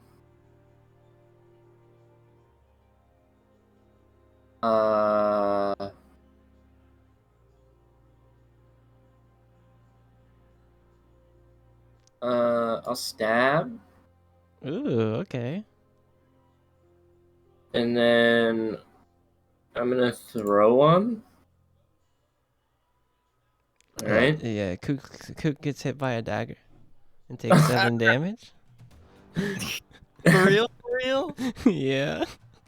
Bro. Little dagger literally sticks in Kook's arm. Ah, fucker. I like that Maros is like throwing in the opposite direction. It just like bounces off and spins back into Kook's. And then I'm gonna pull out Stormcaller with my open hand. Would that be an action? Oh. It's a draw weapon now. Draw weapon. What's a draw weapon now? No. Oh, okay. Okay. Yeah, you got it. That's how you can switch weapons. You drop one, you pick one up. Those are both free. Ooh, okay, that makes sense. You're gonna bonus Now- action attack? Yeah. But I think I have to use a dagger to bonus action attack, right? How two weapon fighting works. I think it's the weapons you were holding, right? How was it worded? So, two weapon fighting. Mm-hmm.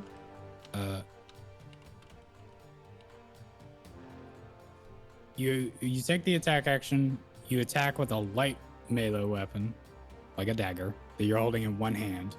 Yeah. Your bonus action can be used to attack with a different light melee weapon that you're holding in the other hand. You can throw it. Right. So that thrown dagger could be a bonus action. But Okay. you have extra attack, don't you? I do. Yeah. Yeah.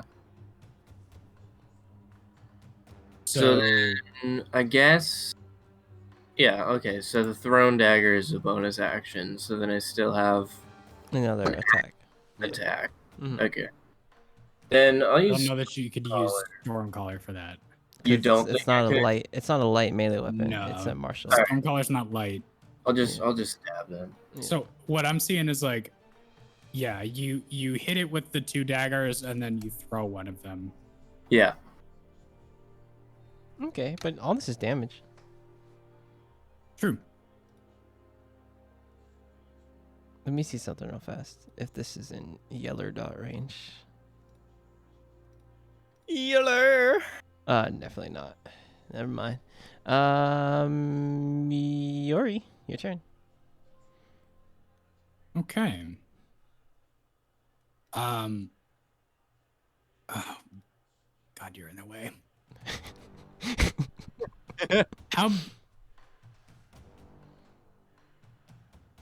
I mean, there's a web there. That's the only troubling part.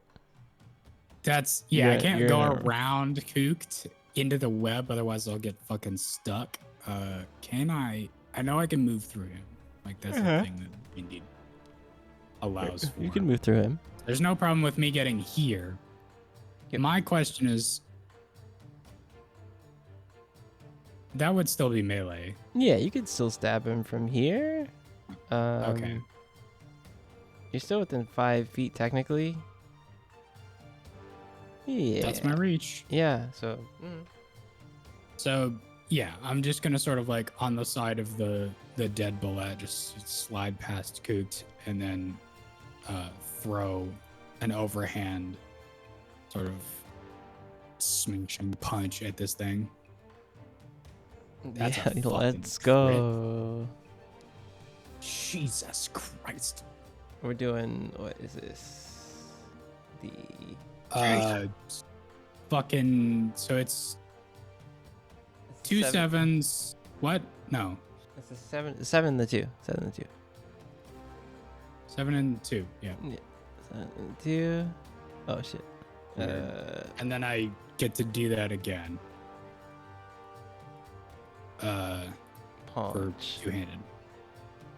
That's a miss. Miss. Yes. I didn't get that fly. Damn.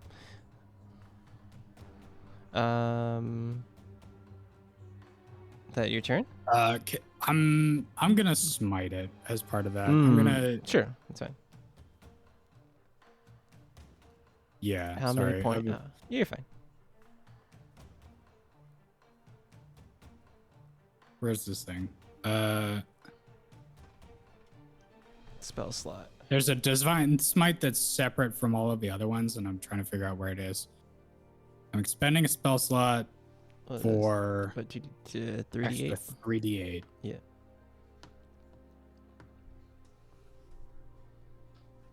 Extra Yeah. 15. Big damage.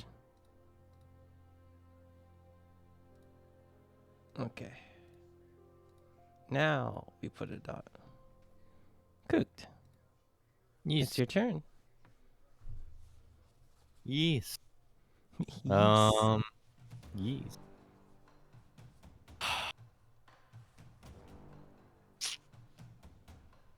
Mm. Can I fly over the corpse? Yeah, sure. You could. Alright. I'm just gonna fucking. You're. I think think because of the web ended up pulling concentration from my hunter's mark, I don't think I can carry it over. Nope. Yeah, so I figured.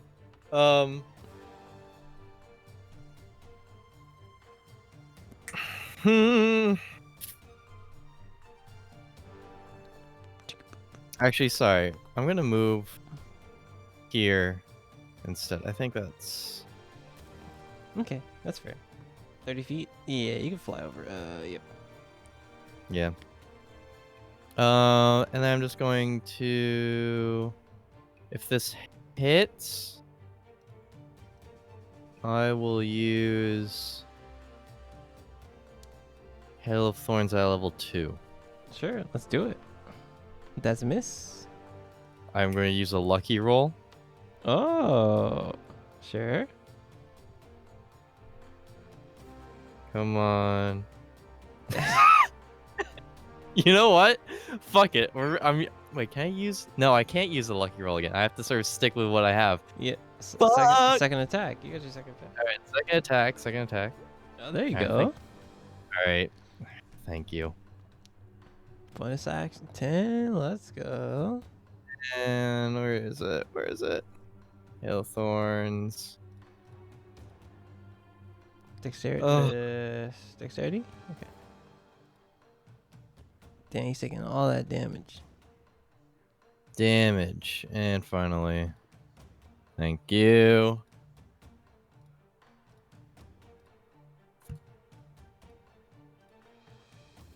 What's the bullet's turn?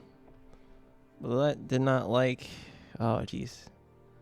Don't like that you did that. It's gonna move. Attack opportunity from the both of you. It's gonna die. I hope Please? not. Oh, Stormcaller was in your hand, right? Yeah. How did I miss again? No, Stormcaller was. Stormcaller has to be one-handed because I still have a dagger in one hand. Are you spending a charge with the No, I won't. Okay. All right. How do you want to do this? I missed. How do you want to do this, Marlon? That's exact health, by the way. It's exactly 10. Yeah. I'll say, I don't know, like when he's going away, I'll just kind of whip Stormcaller, like as I'm whipping Stormcaller out, just kind of plink it right in him. It's gonna take you for a ride. No, chicken. Do one of those like quick draw samurai strikes. Yeah, I'll have it drag me if you want, because it's big. It just drags you over here and just falls dead. That's quite some movement. Yeah. Yeah, if it's veered off course, honestly, it was going for cooked, but veered off course. You guys are clear combat. Yeah. Honestly, like I'm swinging down as it's moving away, and I'll just sort of like see that Maros is like drawing his sword and moving forward into the path that I would be taking. So I just like do the whole like, oh, you first, like Yeah, dance. the old dodge. I'll just like dodge out of the way and let you fucking take this thing out. And then it drags me away. All right, you guys are clear combat. What do you all do?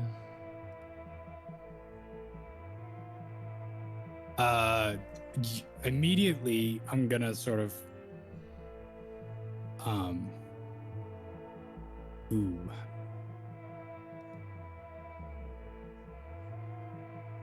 I'm gonna True, get your dagger. I didn't It's in lose cooked, by the I way. didn't lose anything.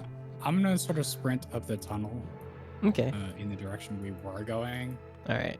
So at the end, Meta, I understand nothing else is happening tonight, but like Yori is concerned that there might be something else. more disturbances. So Okay. as I'm going to like the base of the elevator, I'm just like kicking my feet in the dirt at the bottom of the tunnel, and I'll like move over to the side and punch the wall and just be like, if there's any other bullets All right. Well, going after vibrations, now's the time to come at me. I am the target. Okay. So you guys see Yori push off ahead.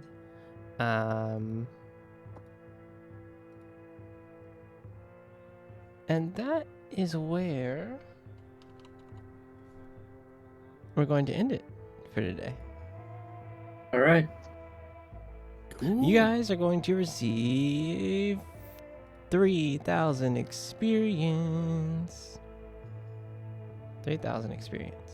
That was actually a very hard encounter, honestly, with the four of you. You guys pulled through. True. 3,000 experience. So we'll pick up right where we left off. 3,000. Yeah. Right? Let me check. That's fair. Let me check something real fast.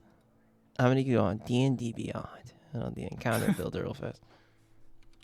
DnD. We'll figure out what these things are actually costing. True. Yeah, 3K. Yep. You just get 3K. I'll take 3,000. Yeah, 3K. that's fine. I'm gonna roll persuasion to get 3K, and you guys in the bullet's stomach. Actually, you guys didn't check it. We'll worry about that later. You guys didn't check it. Yeah. Thank you guys. I mean, there was. We'll do it next week. Hey, We'll do it next week. week. If you remember to We'll do it- ask me about it, We'll- we'll do it next week. I'm making a note of it. Exactly. I'm making a note of it because, like, I True. was the only one that said I was moving away from these things. Correct. Hey, I have a group that doesn't loot the body. It's so great. It's so good. every If Justin team. Yeah, you'd be Dude, eating Justin. Justin would be like, yeah, let me loot the body. True, honestly.